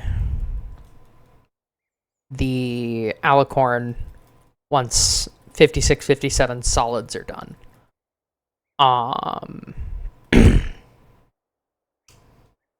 No. No to closing your eyes.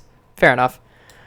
Alright, Blahaj is ready to rock and roll. Let's launch this thing. Ah, fuck. I forgot to put a decoupler on it. It'll be fun.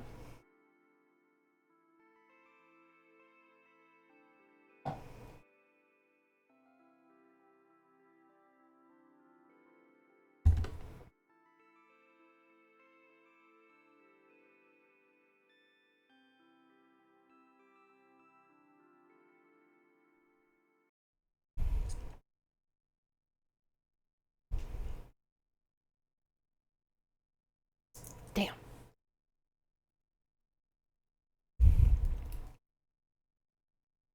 Okay. So Ferrum can close itself. And then smartass surface up. Throttle set to full ignition. Lift off. So yeah, we have half of the full data. We have more than half the full data actually. And at full data, these things get about, God, I don't know. Let me see real quick. Okay, so we're getting a data unit per second per engine. At full reliability, I think they have like 99% burn rate or 98%. Which means that we can, also excuse me, means that we can have a very reliable rocket by the time we're flying to orbit. The Scud engines, I think they start at 97. They work up to 99. It might even be 99 point something. So we're building this on a very reliable architecture. This is not It's not a crash course rocket. This is not a, like, the Destroyer speedrun rocket. It's a decent LV. It is very fast. It is very sort of ahead of schedule, and we did have a performance loss here, I believe, but that is only the second such failure we have had in this launcher's existence. That's pretty good for early game RP-1. Now that's an ignition failure. But that's fine.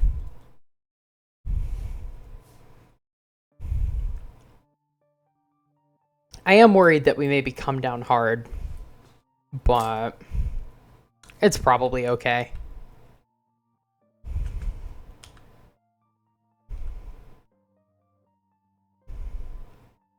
With any luck, the solid rocket motor will just burn right off.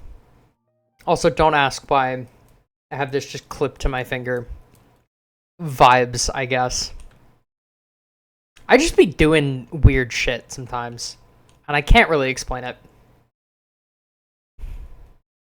It's the estrogen, probably. Because I am just a girl. Alright, burn off, burn off! Not the biological capsule, though. No! Fuck! Yeah, that's definitely because we had that motor. Because that did not happen.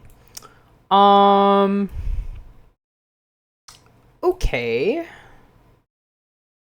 Well, our first sort of failure launch, like our first mission failure, that's fine. We still got a lot of data from it. I think I'm gonna need to check the numbers, but I think that we can build a second Blahaj in the meantime, run that thing, get a lot of data, and then work on our orbital launcher. May not be the case, but I think it is. So we have 60, what is that, 155 days? We could do that. We could totally do that. So, we'll do that. We're gonna modify Gumi with, hopefully engines that fire a little bit less, askew. And then we'll be good. So, Blahaj.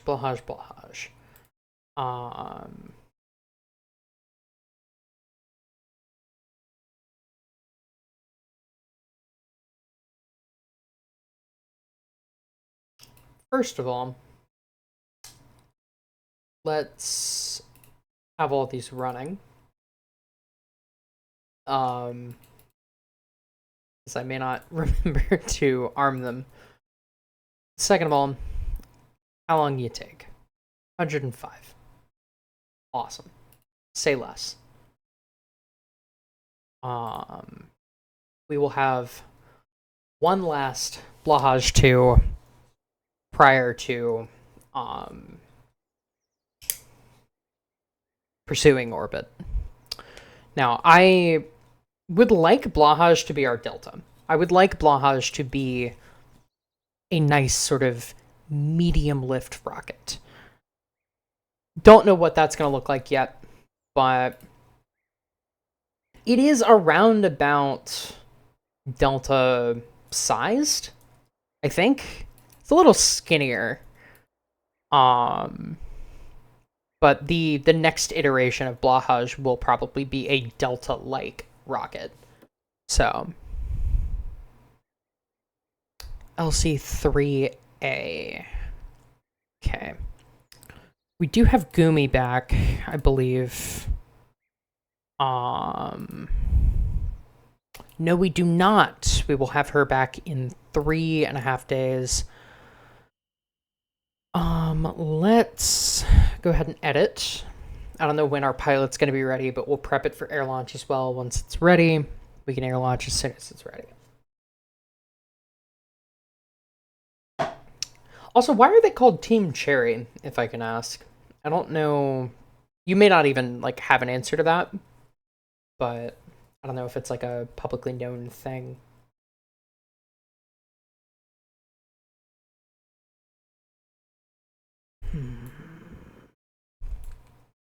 Okay, so yeah, it is way more of an issue. Ah, fuck.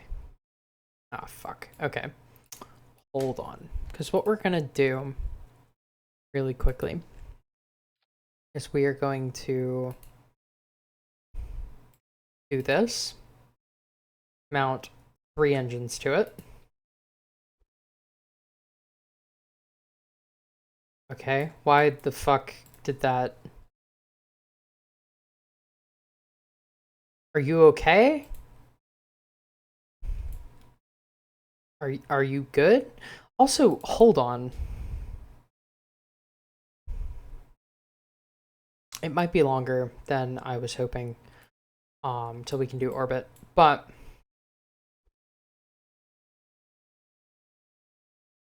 my thought process is that we can angle the thrust module to be a bit less sort of angry.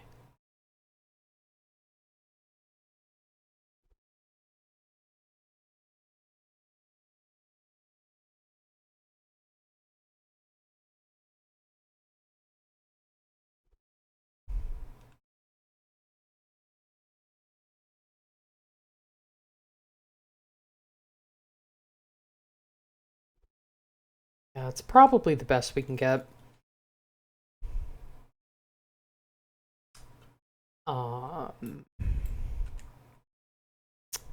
But yeah, I don't know why that did that, unless this replaces the engines.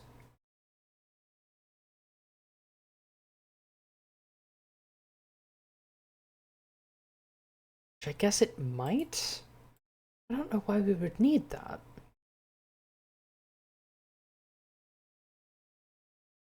Or is it literally just from... Is it from this one fucking part? Like, are you kidding me? This engine plate?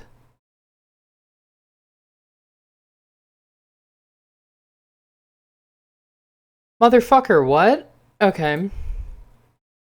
I don't see why that should take 22 days to install if it's untooled, but sure, I guess.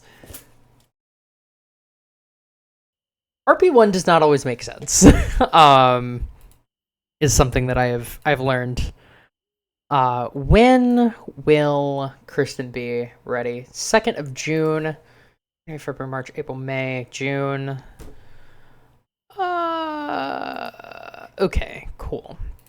We'll do that. We have that going. Early rocketry is what we need. So we won't be able to start it. Well, we'll be able to start it here, actually. I was right. And then we'll have the engines done there. I might see if we do that and then this, but I'll make that decision when we start the rocket and we see how long that's going to take to build, and so on and so on and so on. So yeah, time to see how to use Kerbal Alarm Clock, because I don't believe that I've done this. Date. Jesus Christ. Give me like months, please. 0 years. What is that? 15 days? 0 hours, 0 minutes, whatever. We'll do 16 days. Kill warp and messages. Let's save the game, just so that I don't blindly fucking warp past it. And... do I know how Kerbal Alarm Clock works? From watching other YouTubers and streamers and such. Ta-da! Hooray! Delete on close. Cool. So that is the 5th of June. We are quite late in the day, so I'm going to go ahead and fast forward to the end of day. Or rather, to the beginning of the next. And we will air launch this sucker one more time. We're going to go ahead and accept the 70 kilometers. We're going to hope that this works out. I almost think 225 is nominal there. Full tanks and launch. Let's see if we can't get this thing to 70 kilometers safely. Safely is the key word there, as we can't really afford to lose the pilot. But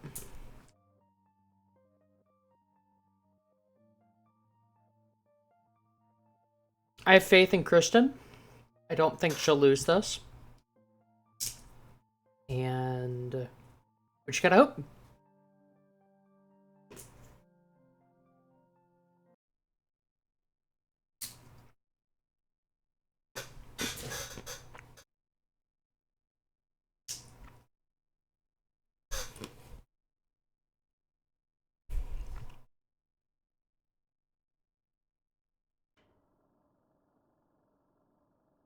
Whoa.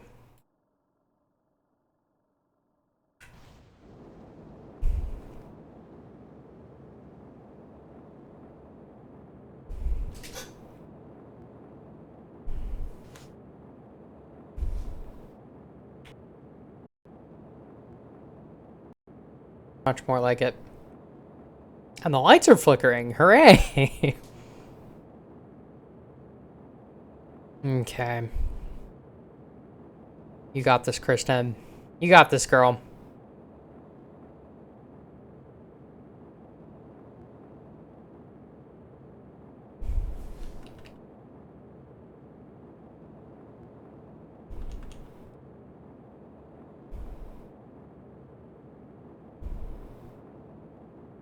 Pull this bad boy straight vertical.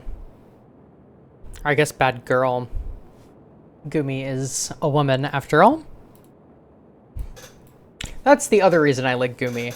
She is an adult. She is 20 years old. She's not fucking 16 like Miku. Or younger like most of the Vocaloids for some fucking reason. I think I made a comment about that the first time.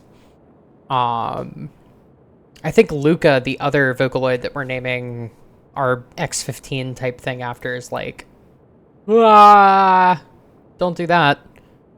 Don't do that. Believe Luca is 22, 23. Miku's 16. She might be 14. I think she's 16 though. But yeah, no, it's wild out here. It is yikes. Okay. Wow, engine cutoff as we cross 75, or as we cross just below 75 kilometers, our literal flight ceiling.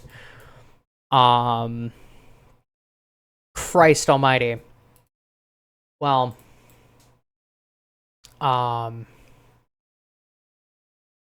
tremendous weather up here. What is the view like?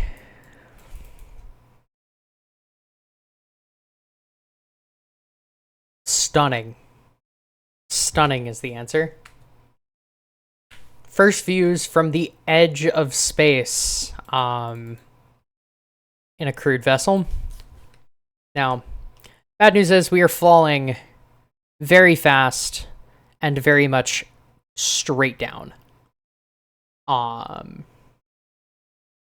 We We are in a large-scale stall. All of this is very bad news. However, we have very good recovery. We are now out of the stall.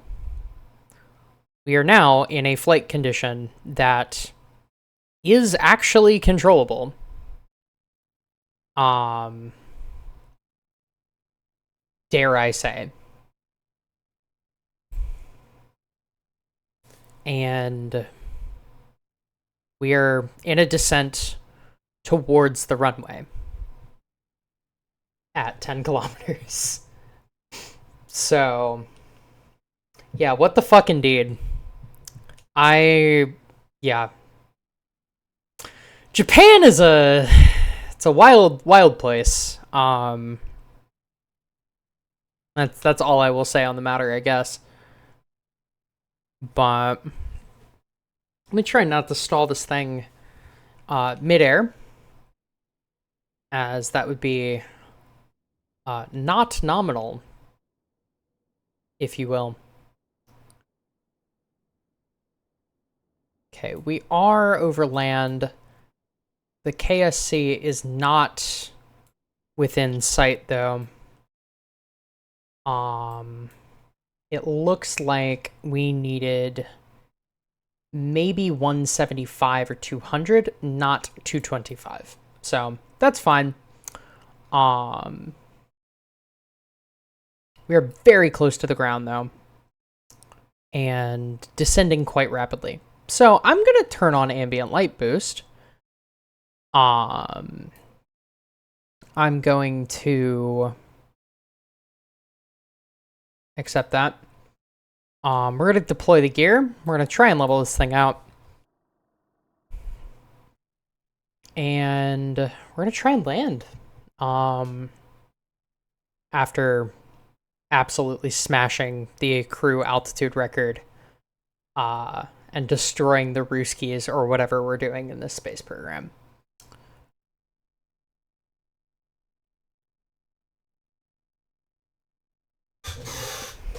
You're okay, Kristen. I know you look freaked out, but you actually know how to fly a plane. So don't worry about it. And you're not going to stall because you're nowhere near the stall speed.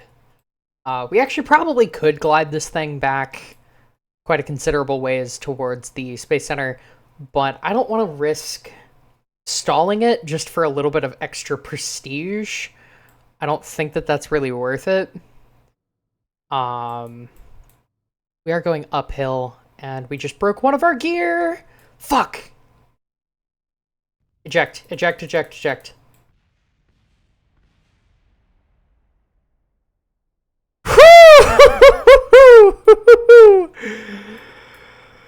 Holy fucking shit.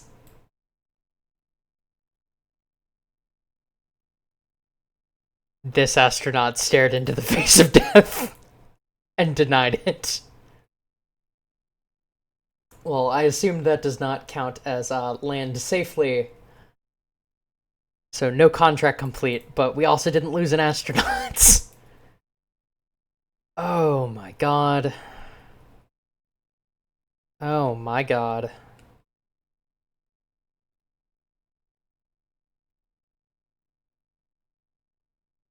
Well, let's go see what debris awaits us. What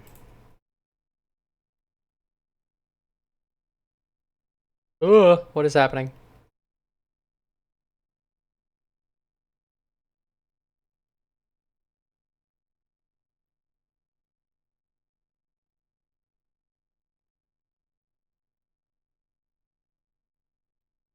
Okay.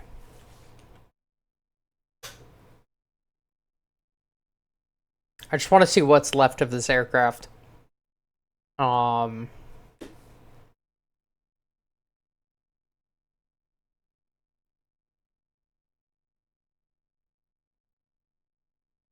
Because I can't quite tell. I think that might be the cockpit.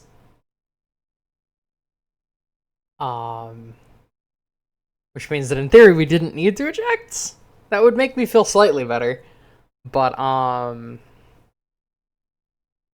yeah, Christ. I'm not 100% sure what happened. I think we crested the hill, after initially touching down safely.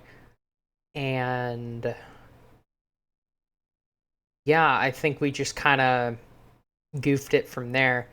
No, that appears to be the engine section, but maybe not the, I don't reckon the engines are in there.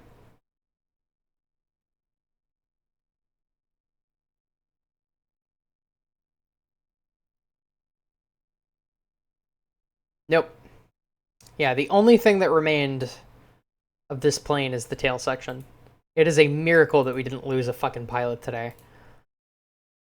But Kristen's a legend, so she's our Armstrong or whatever. So let's recover her. Me too, Kristen. Yeah, Jesus Christ. Wow. That was something.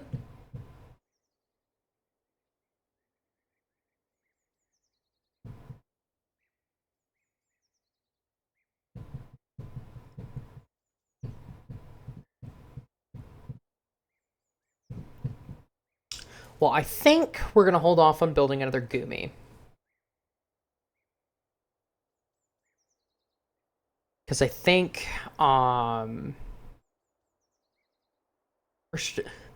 homie, you're gonna be ready to fly in a month? Are you sure? are you positive? Um, wow. Kristen really just rearing to go. So yeah, we did not do that. We're gonna cancel this contract and we will do it at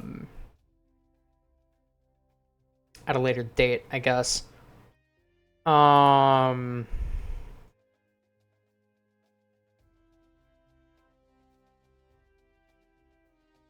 probably do this one in collaboration with the Hypersonic. Well, just below 40,000 meters. I don't know. We will probably do that contract with whatever our X-15 equivalent is. But let's go ahead and save the game. Let's go ahead and warp to early math science. We'll go ahead and warp to this guy being complete. We will roll you out.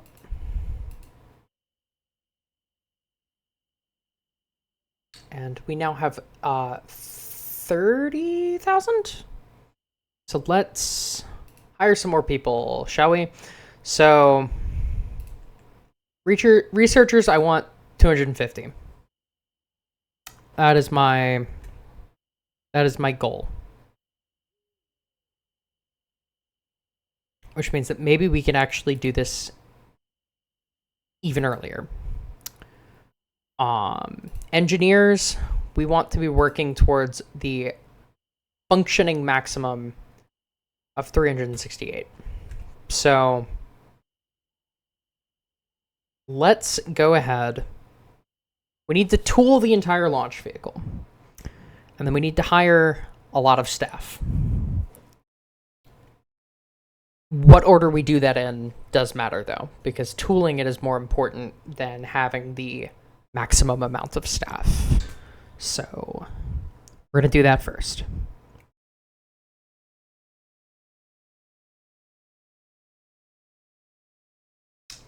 That said, I don't know where that's going to leave Kristen for a while, but it's fine.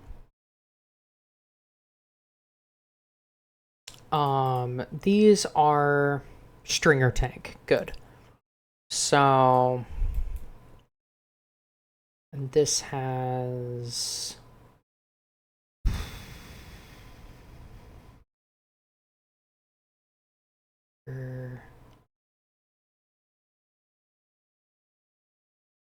Mass spectrometer. I guess I'll do a barometer on there.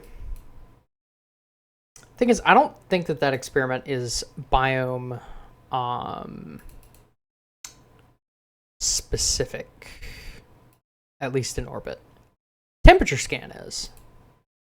I think. Yeah, temperature scan. No, it's not. It's telemetry analysis. Is that the one that I'm thinking of? No, that one isn't either. None of these are biome dependent. Fascinating. So I guess that means that the only one we need is the mass spectrometry experiment. I'll put all three of them on there. Well, actually, I probably shouldn't.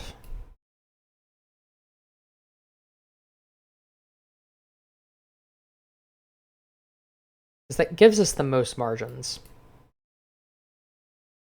We'll do that. We're going to tool everything. That's going to cost us a lot. But once this is done, we will begin building this in earnest. And we'll start heading to orbit.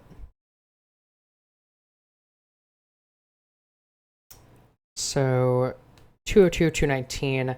I would like to actually get to orbit this stream. That is one of my goals. I don't know that we're going to be able to do it, but I would like to. I don't know if we should go for... I think that slows down the program quite a bit. Because the thing is, we can just wait and do this and then just start building the whole thing. And then I don't have to worry about integration issues. I don't have to worry about anything else. And we will have an orbital launcher by...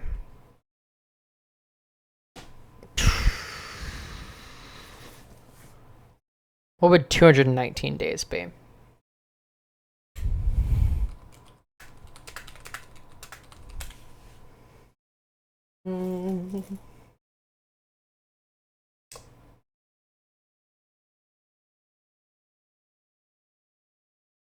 We'll have it by about July of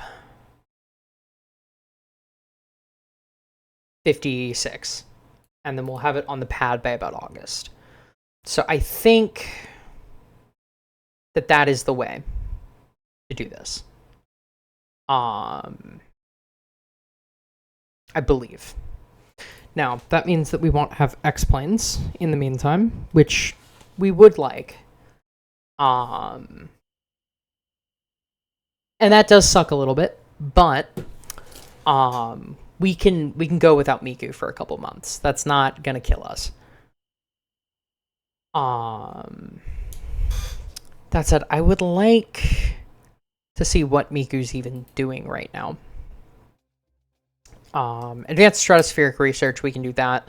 Low supersonic, we can do that. Mach 2 supersonic, we can do that. So there's 3 contracts that Miku can do us. Only one of which is required, but both of which are quite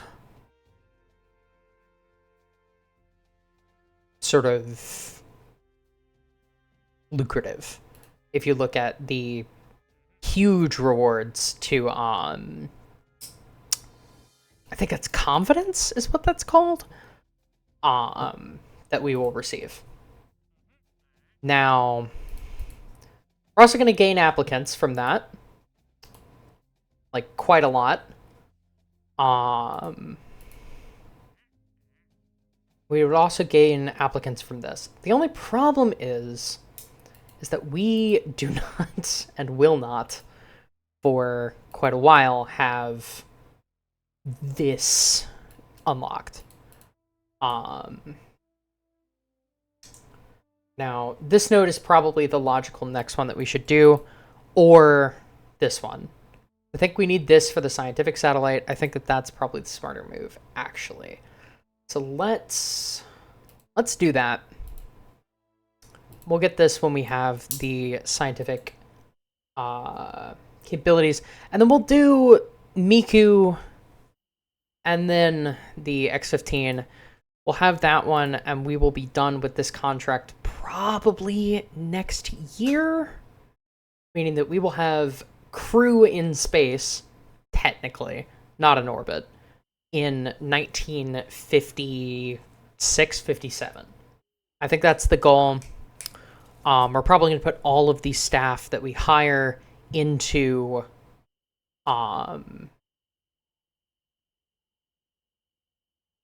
researcher roles. I think that's probably the long term.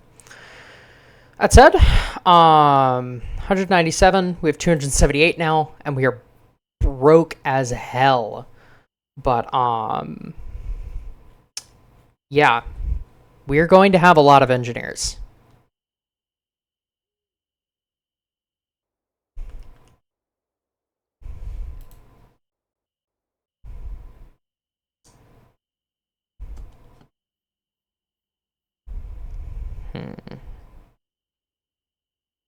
Early rocketry.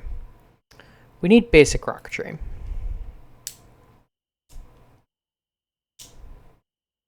That puts us there. We'll probably start building it after this. I'm going to save my game just in case. I'll call this pre-alicorn. We'll work with that for a bit. And then 5605. If we start building... Oh, whoops. I meant to launch that. We'll launch that in a sec. That's been sitting on the launch pad for months now.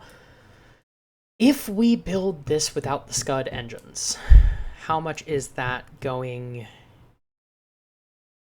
to do us for? When will we have that done? Minus the Scud engines. And if so, does that make sense to do the vehicle, then Miku, then the rest of the vehicle? Or do we wait like 80 days, which we really don't want to do, and build it then? I don't know.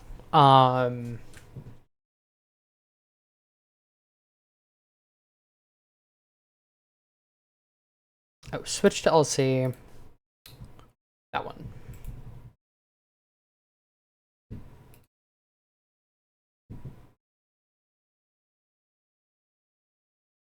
So, maximum 161 days. So, give me a sec. 92. That's 170. So technically, no. We should do it this way. We'll just integrate those engines into Miku sort of once we get there. So let's unlock all of this.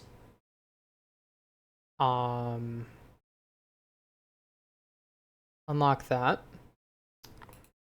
And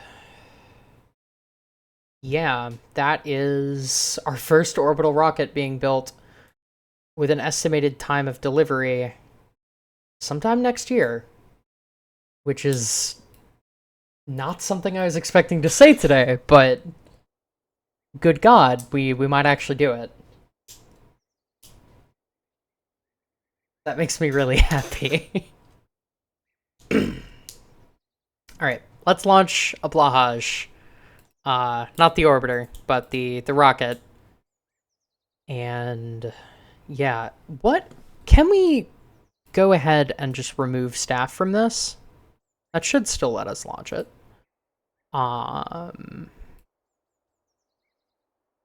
Remove staff from the hangar as well.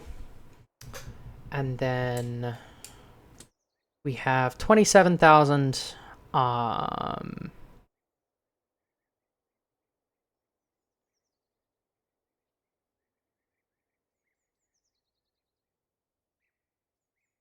of them, please. And yeah, ETA, April 2nd, 1968.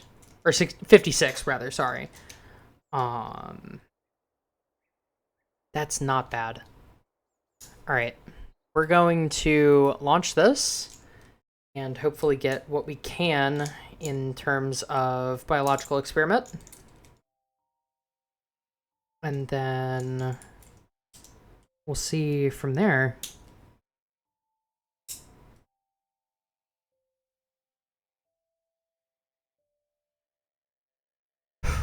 I'm like anxious, excited. It's it's fucking happening. We're going to orbit. Oh man, I did not expect that we would be able to do that today. But I mean, unless the RP-1 gods smite us down, unless the wrath of Agathorn crash upon us, we should be okay. Surface up, throttle set to fall, ignition, lift off. Liftoff of what very well might be the final Blahaj 2 sounding rocket.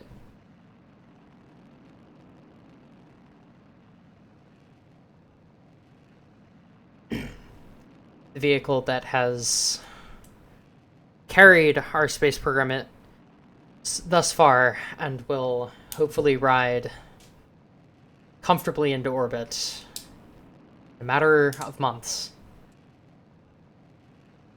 Godspeed, Blahaj 2.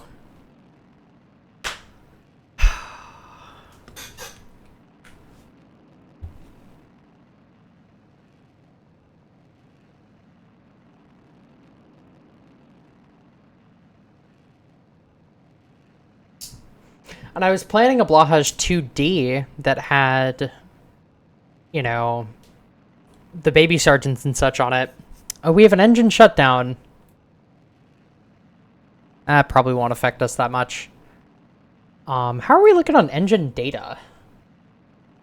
Flight data is at like 7,000 something.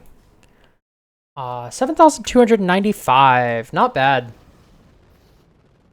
Oh, we have a engine failure there. We are definitely not flying the straightest path, but... Ah, fuck. I forgot to add a decoupler again. Whoops. Well, this might be for nothing, but... hopefully it won't be. We're not going nearly as high this time, because we had like 3 engine failures. But yeah, we are almost all the way on flight data. After a single Alicorn flight, I would estimate we probably have full flight data. The purpose of Blahaj's design, Blahaj 2 specifically, is that we have a lot of those engines. Meaning that if we lose one, or if we suffer a performance loss or two, we should still be fine. We should still make orbit. It is just down to us actually successfully recovering it, first of all. Or not recovering it. Getting that data. Oh, fuck me. It did the thing. Ah. Yeah, us actually getting that data and us getting lucky enough that we don't have some terrible cascading failure.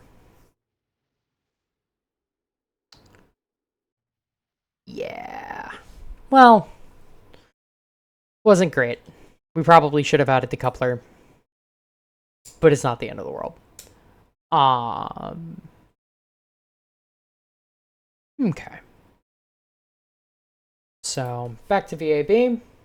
Hopefully, these past 2 launches have gotten all of the failures out of these engines, and our engineers can really just give them what's due, or give it, I forget the rest of that phrase, but give him what it's worth, basically.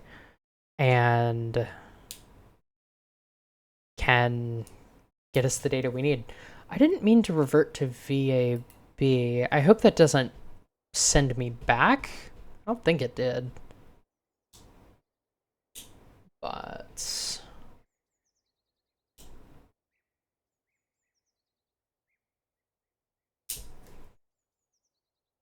oh, it totally did.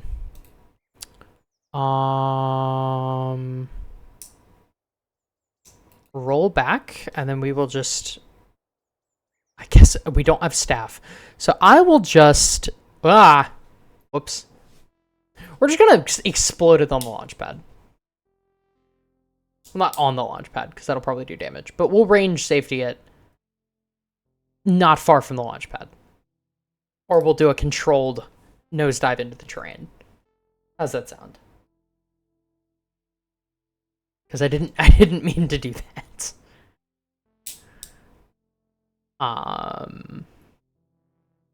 But yeah, we should have probably a flight or two of Miku prior to our orbital launch. But yeah, other than that, we're pretty much good to go.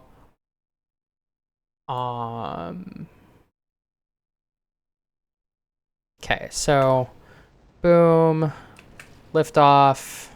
We're gonna get a couple 100 meters into the air. We're gonna pitch over this way, and then we're gonna fucking range safety it.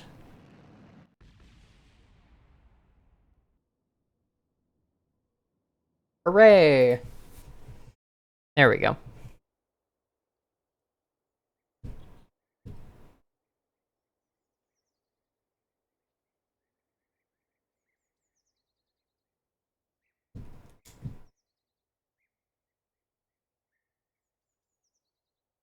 The only thing that kind of bothers me about the Blahaj as a future launch vehicle is that it has no upgrade path.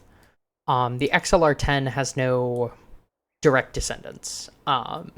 Its closest descendant is actually the Vanguard engine, but I don't reckon we should really build a launch vehicle with that, given it's the Vanguard engine. I'm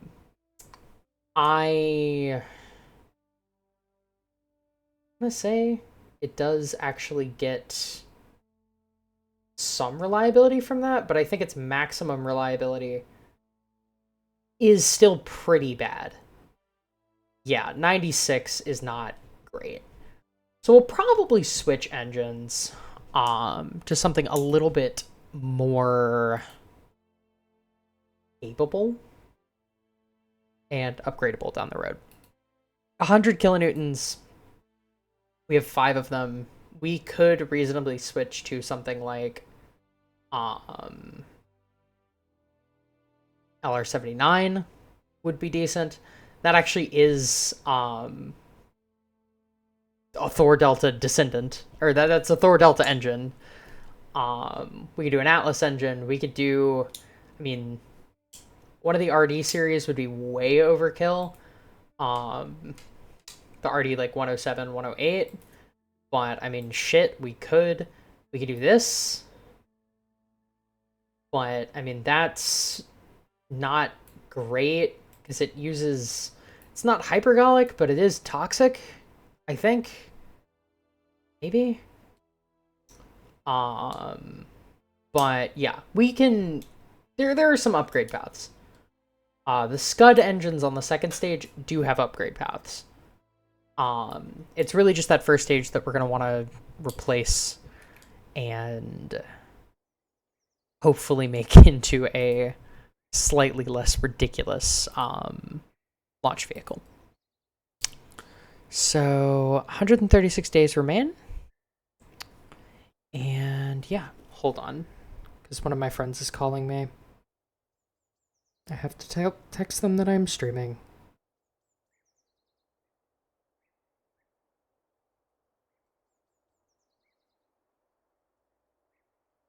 Okay, so basic rocketry is in 88 days, I think. What we're going to do is we're going to edit the alicorn. We're going to add these engines sort of retroactively and get everything sorted. We'll probably hire some more engineers. They can work on Miku and get her flight ready. But I think other than that, we have a straight shot for orbit. And yeah, not a lot of really sort of big concerns.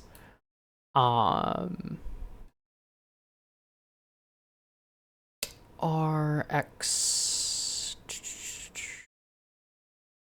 RD R. Oh, these are not sorted by name. That's why I was like, this does not make any sense to my brain. There we go. This isn't the alphabet I remember. But yes, that should be good. I'm probably gonna move him in just a little bit more. And we are good. Remaining 70 days. Unlock one part, acknowledge, send it. So I'm going to hop into the restroom real quick, and yeah, BRB. And then we'll probably take a look at Miku, and then we'll launch this thing.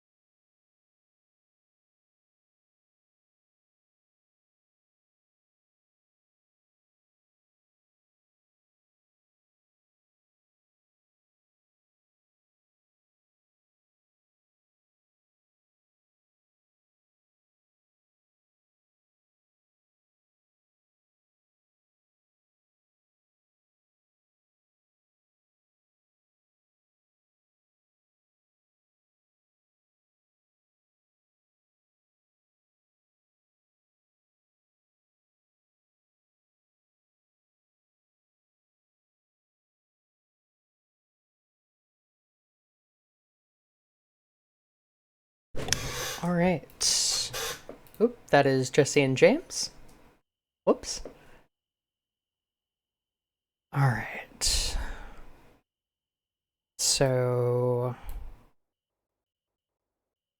Alicorn 1 actually will beat out Supersonic Flight.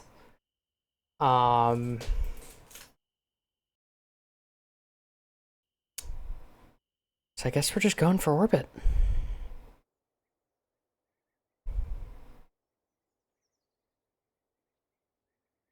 All right.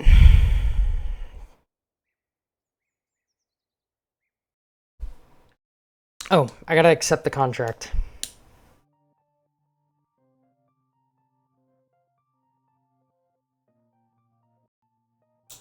That's where it all happens.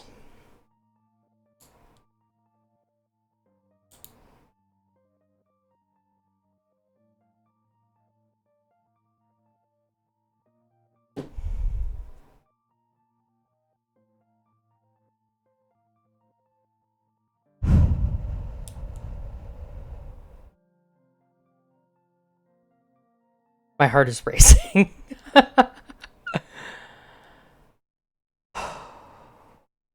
Oh, why do we have so little delta V?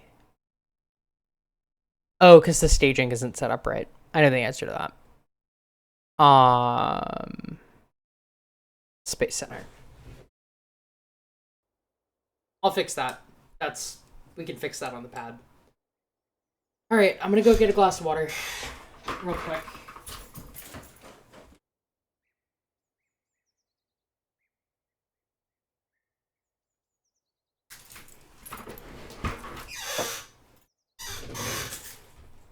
All right, let's rock and roll.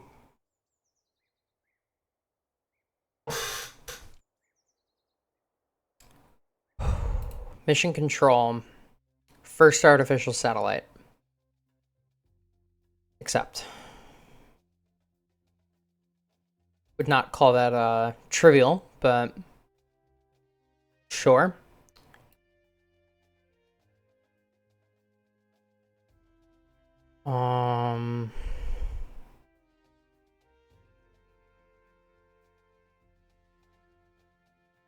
Can't do that one, but we're good beyond that. This will actually have solar, so we might very well be able to do a small solar-powered scientific satellite for our second launch, but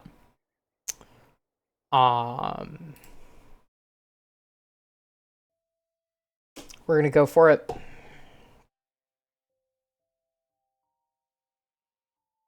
And I am going to play this version of the Kerbal theme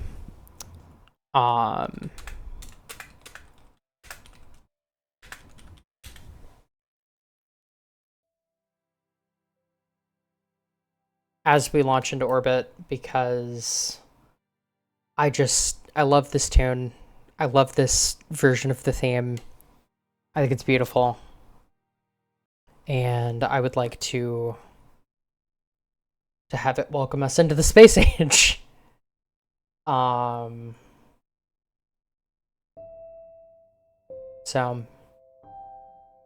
here goes.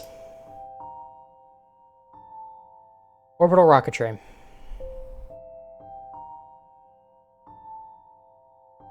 We are lagging quite bad.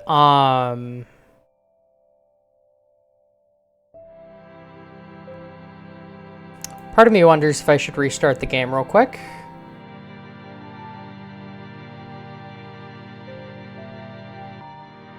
Because that's like a worrying amount of lag.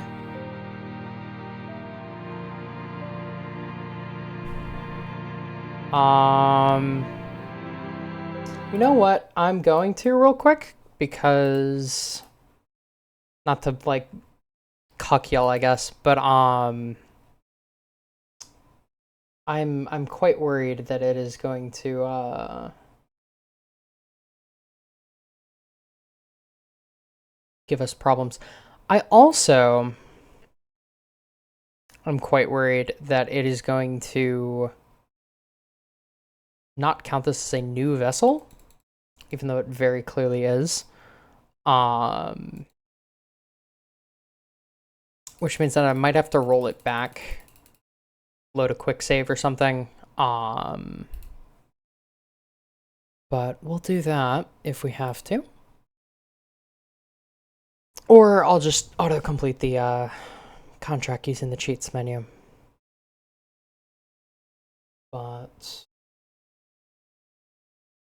We will put on another song from the menu theme.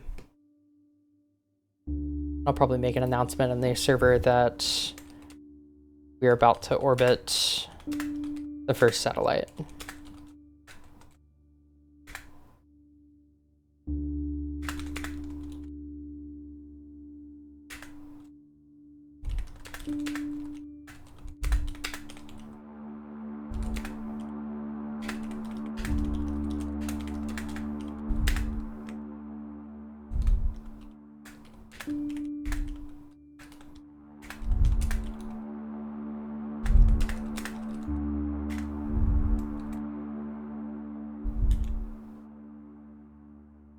Okay.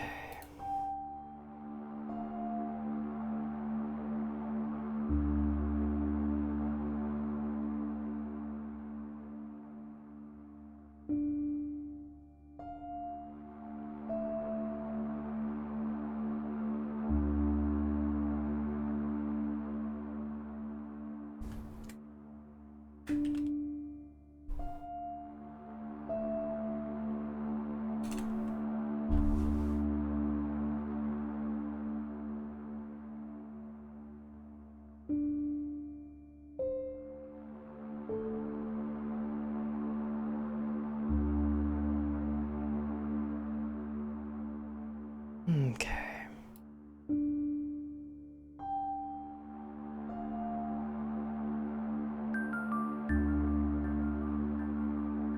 Howdy, Firestone.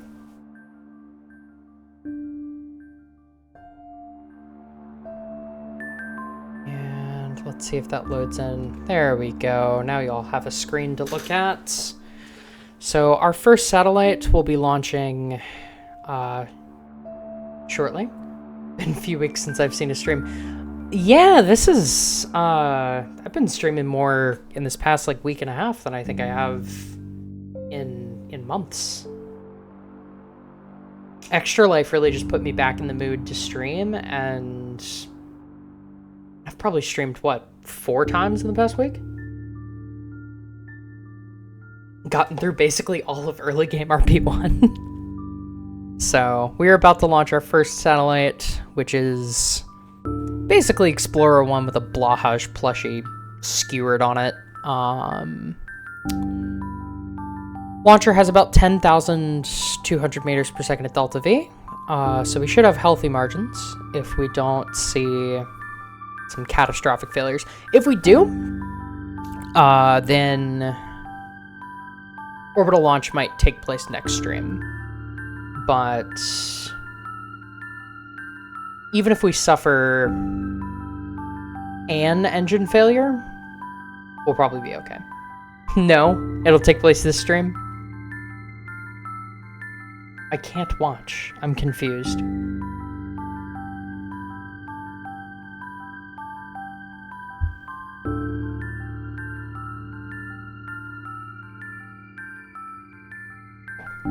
I mean, the next stream will be on a Saturday, and it'll probably be in like 2 weeks. So, I'm doing air-to-air refueling. Well, I mean, we got like 10, maybe 15 minutes before we're in game, so we'll be okay.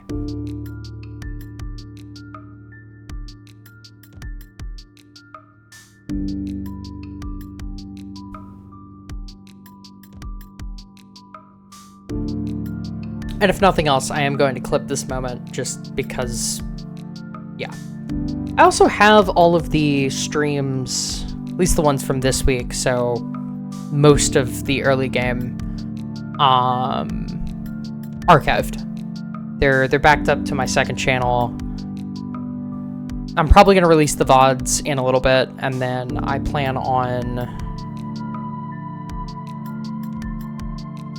if I have enough time, and if I have enough money to buy an Adobe subscription, starting an RP-1 series that is at least slightly edited.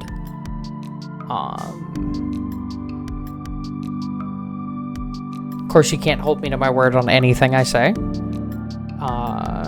as is channel policy, but I would like to do an RP-1 series. That's something that I've wanted to do for a while. I kind of sort of did very, very briefly through a couple of like cinematic type videos. I really like the way that like Felix U was doing their series, and I might do something kind of more like that. Kind of more like N9, where there's a lot of cinematic shots with instrumental music interspersed with commentary sections. First episode's probably not going to be like that. First episode is probably going to be just a culmination of stream footage. But I would like to eventually do a bit better of a series on the channel, as I feel like YouTube is something that I'm not super comfortable with, but I like to get a little bit out of my comfort zone. So yeah, hopefully y'all will see that in the next month or two. Of course, I'm also going to be doing an engineering major, so God only knows. But yeah, stay tuned for that.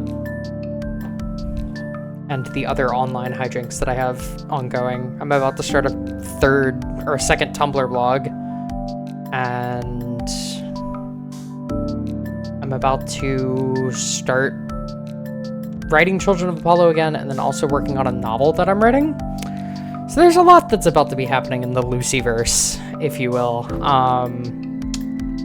So yeah.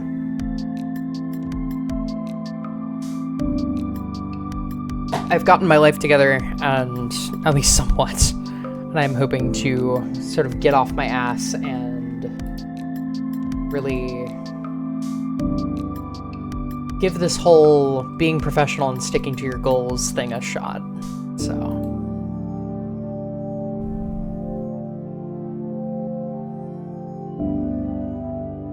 I hope to see y'all there.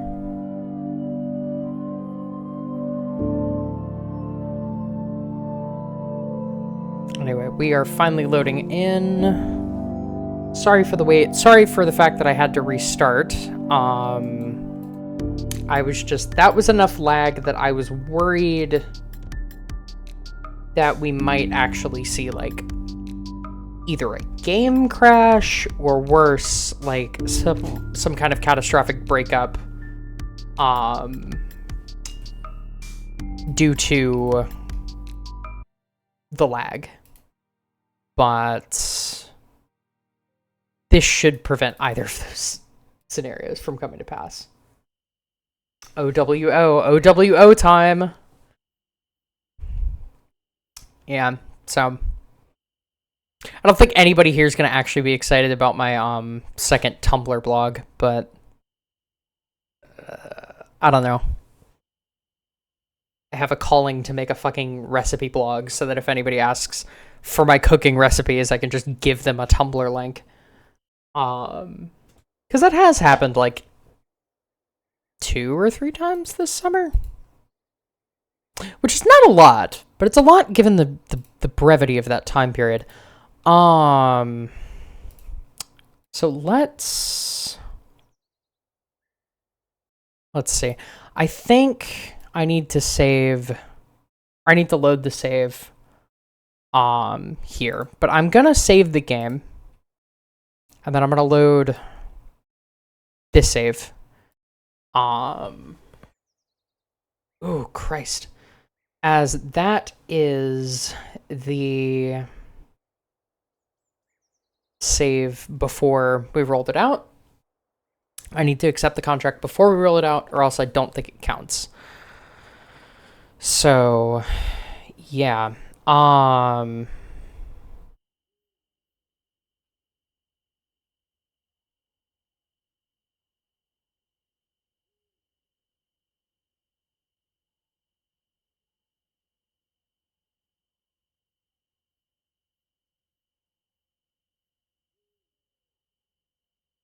Roll out. Okay, cool.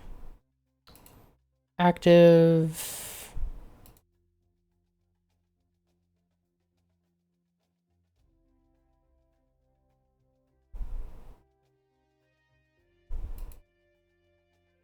Okay, that's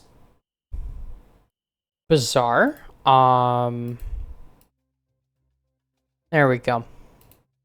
If I had a nickel for every time somebody asked for me for my cooking recipe this summer, I'd have 2 nickels, which isn't a lot, but it's weird it happened twice. Yeah, basically. The other thing is that I'm getting very proud of my cooking capabilities. I'm getting very happy with where my cooking is, especially compared to where it was when I was a queer white man that was 18 and freshly in college and making fucking ragu spaghetti. My taste has not gotten a lot of, my taste has gotten a lot better, but I'm still picky in a lot of ways. That has not gotten as better as I wanted it to, but what I will say is that I have elevated a lot of my recipes so that they're actually like recipes now rather than just like raw ingredients that I am combining. And I am happy with myself for that growth. But yeah, to anybody who may just be tuning in, this is our satellite. This is Blahaj 1. And this is going to be the thing that we take to orbit, God willing. Engaging autopilots. Setting the staging here. Throttle set to full. Ignition. Liftoff.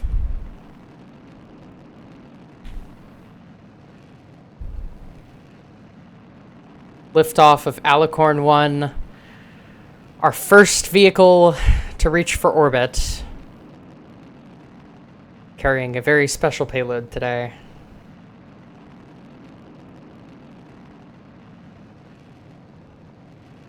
Carrying the hopes and dreams of this entire agency. May she fly well, may she fly clean, and God willing, may she make orbits. All right.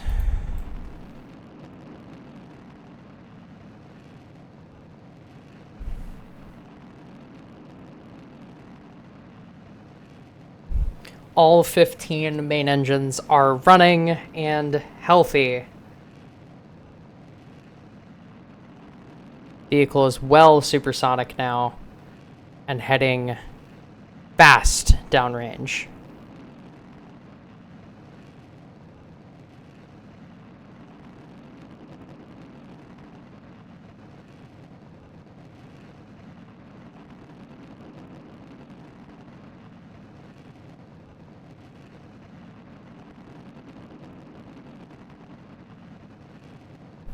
"15 seconds to main engine cutoff, and all engines are running nominally." Blahaj Sat is a go.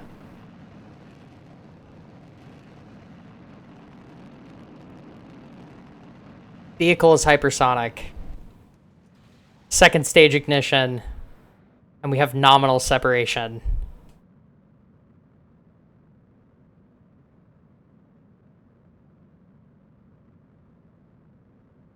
God damn it, you son of a bitch, you might just work.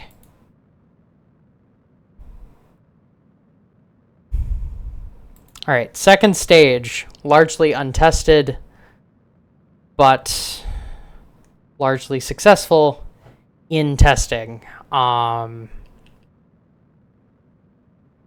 We have had to take a little bit of manual control in the past, just to steer this thing heavensward, but hopefully, given enough luck, we'll make it. Now, Delta V readout is showing us negative, but we probably are going to make it. I'm going to aim camera back on Blahaj. now that we're out of the atmosphere, I will go ahead and do this. That's going to be way too far downrange. So we want to actually be more on this path. Not the most efficient trajectory here, but it's the one we're taking. Disengaging. Aiming down. And holding until apogee.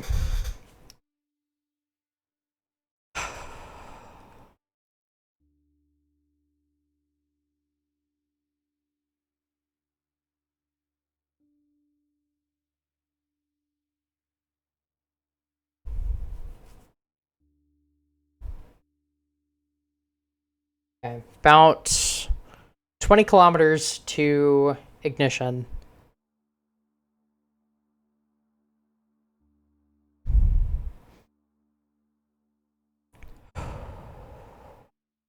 Ten kilometers to ignition.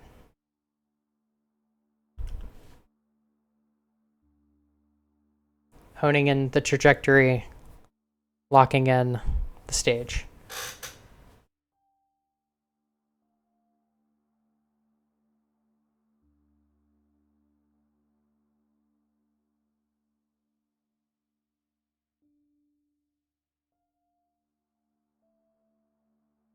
Ignition.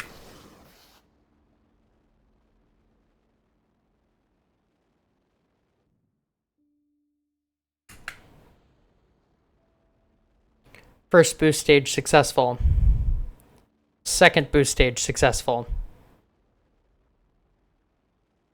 Third boost stage is good. Orbital stage successful. Blahajsat is in orbit.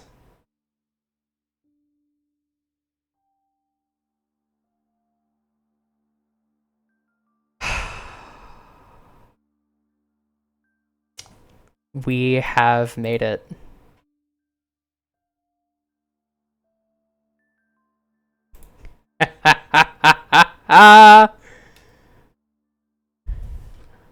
RP-1, eat your fucking heart out.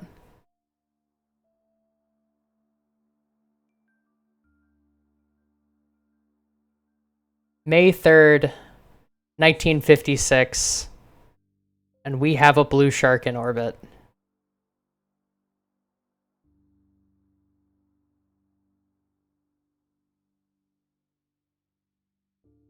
All right. Oh, Christ. How did you add the Blahaj? It is made out of procedural parts. I was sent it by Beastie1, and there is another person, not myself, named Lucy, who actually made it.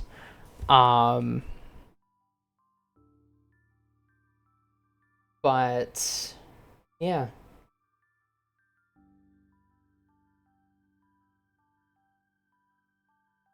Chat seems to have glitched out for me. Let me restart stream. Now post the screenshot in the RP-1 Discord. On it, boss.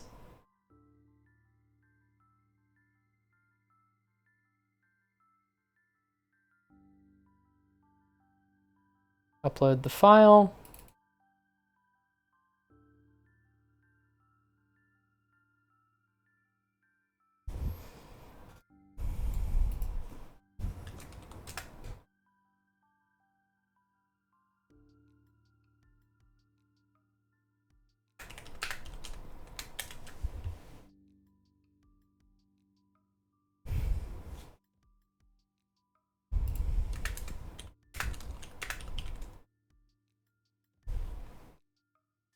Holy fucking shit.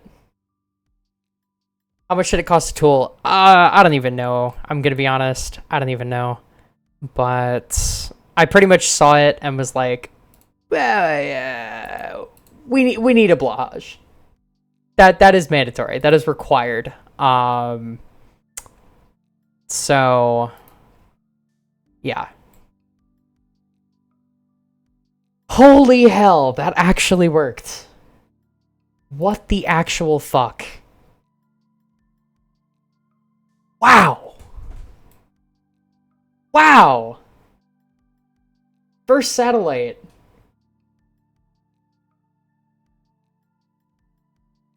Oh yeah, no, it's bad. Worse than the aerodynamics is just the balancing, because these things are so light that even a slight hair off of the balance is just enough to flip the damn thing.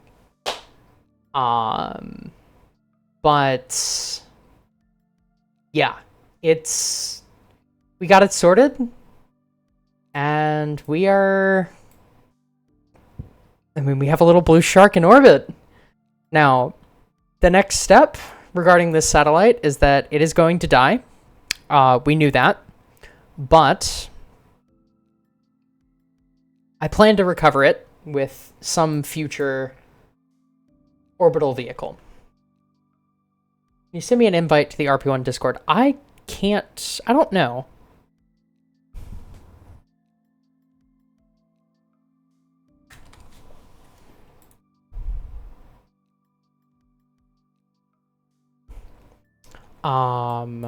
Let me try. Hold on.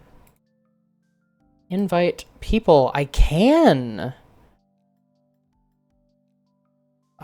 There you go, Kerbal Boy. That should have done it.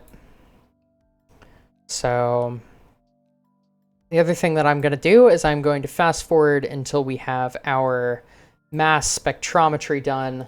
We have discovered the Van Allen belts, and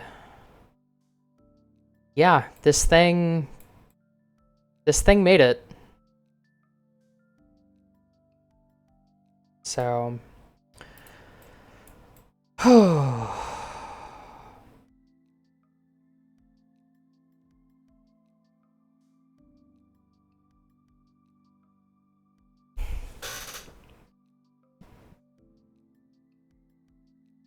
I almost considered not putting this thing on,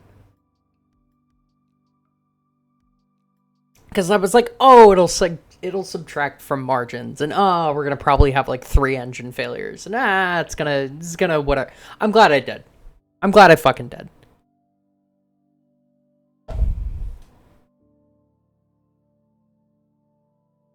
I'm very glad that I did. I think that this first satellite means a lot more to me than any first satellite that I've done to date. This one feels much more like an accomplishment.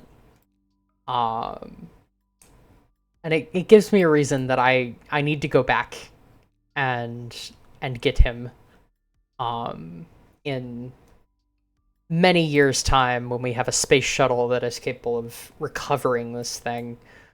But I don't know, in theory, if we get Dinosaur, we can go capture this thing. Just the Blahaj, not the whole satellite. But maybe the whole satellite, if we sever off this motor in the payload bay.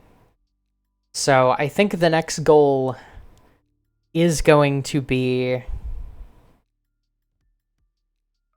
just getting this thing recovered.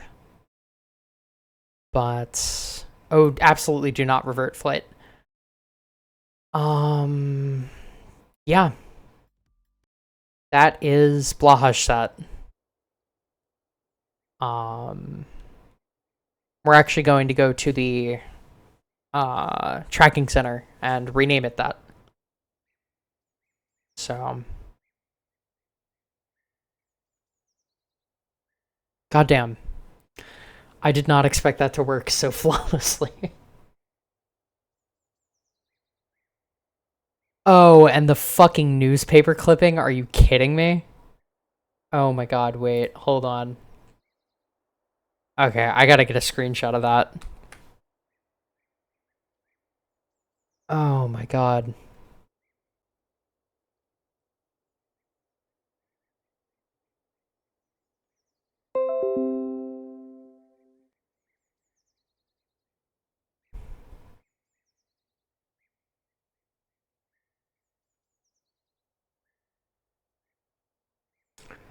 Far above us, a new satellite is circling Earth. Blahajsat. Circling Earth. Blahajsat. The satellite was not put here by Mother Nature, but by the hard work of a vast team of scientists and engineers. All over the world, amateur radio operators are listening to the telemetry signals it broadcasts as it passes overhead. This will go down in the history books, and is surely the beginning of space efforts. Only the beginning of space efforts. Historical information: this first satellite was to orbit Earth was Sputnik. It was launched by the USSR on the 4th of October, 1957. We beat them by a year! We beat the fucking Ruskies, baby! It broadcast a steady radio beep before its batteries ran out. It stayed up for 2 months before drag from what little atmosphere there was up there deorbited it. This startled the US and started the space race. Fuck yeah. Fuck yeah.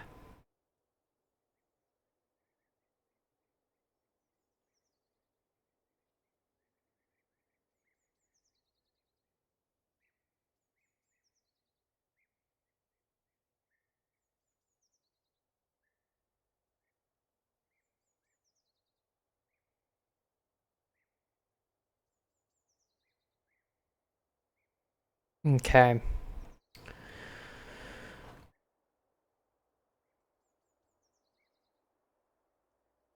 All right, well, let's warp to getting this complete so that we can begin work on Miku. I am going to go ahead and post a screenshot of Miku in the Discord, but yeah. Oh shit, I need to edit it. I think I just opened the space plane here. I did. Whoops. Oh, dude, I'm very shaken up. I'm very shaken up right now. I did not expect to actually be able to launch an orbital satellite today. That was kind of like an aspirational goal that I was like, it's not gonna really happen today. But holy fucking shit. It happened. Oh. Wow.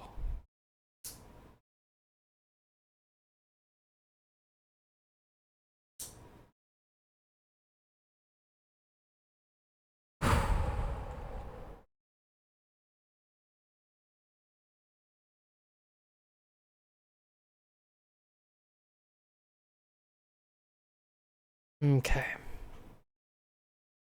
Well.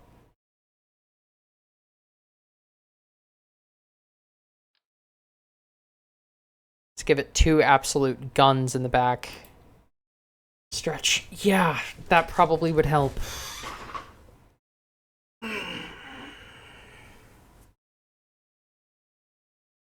Okay. God, my heart is actually pounding. All right. So, up next, Miku.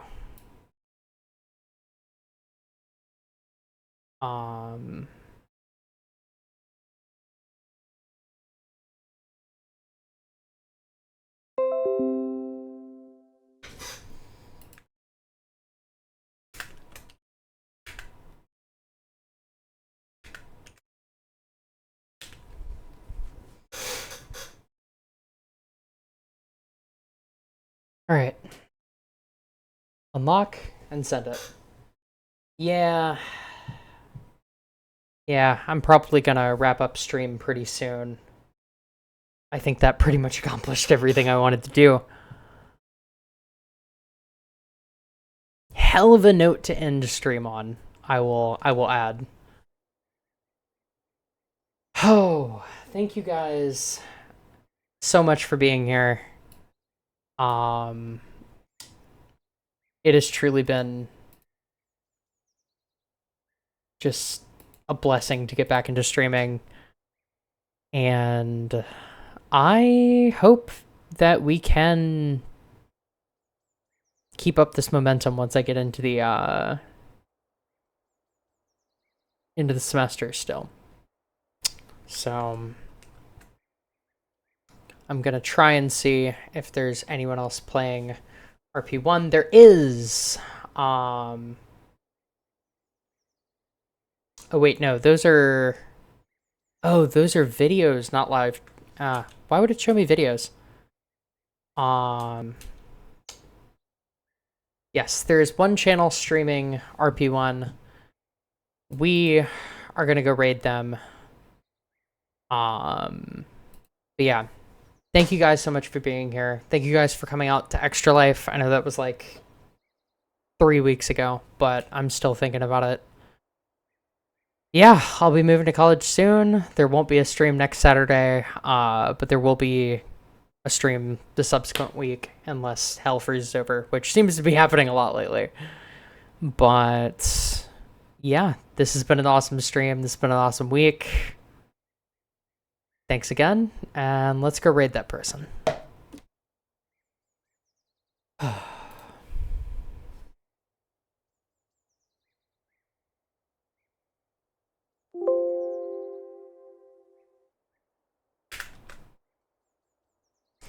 Very good stream. Very, very good stream. When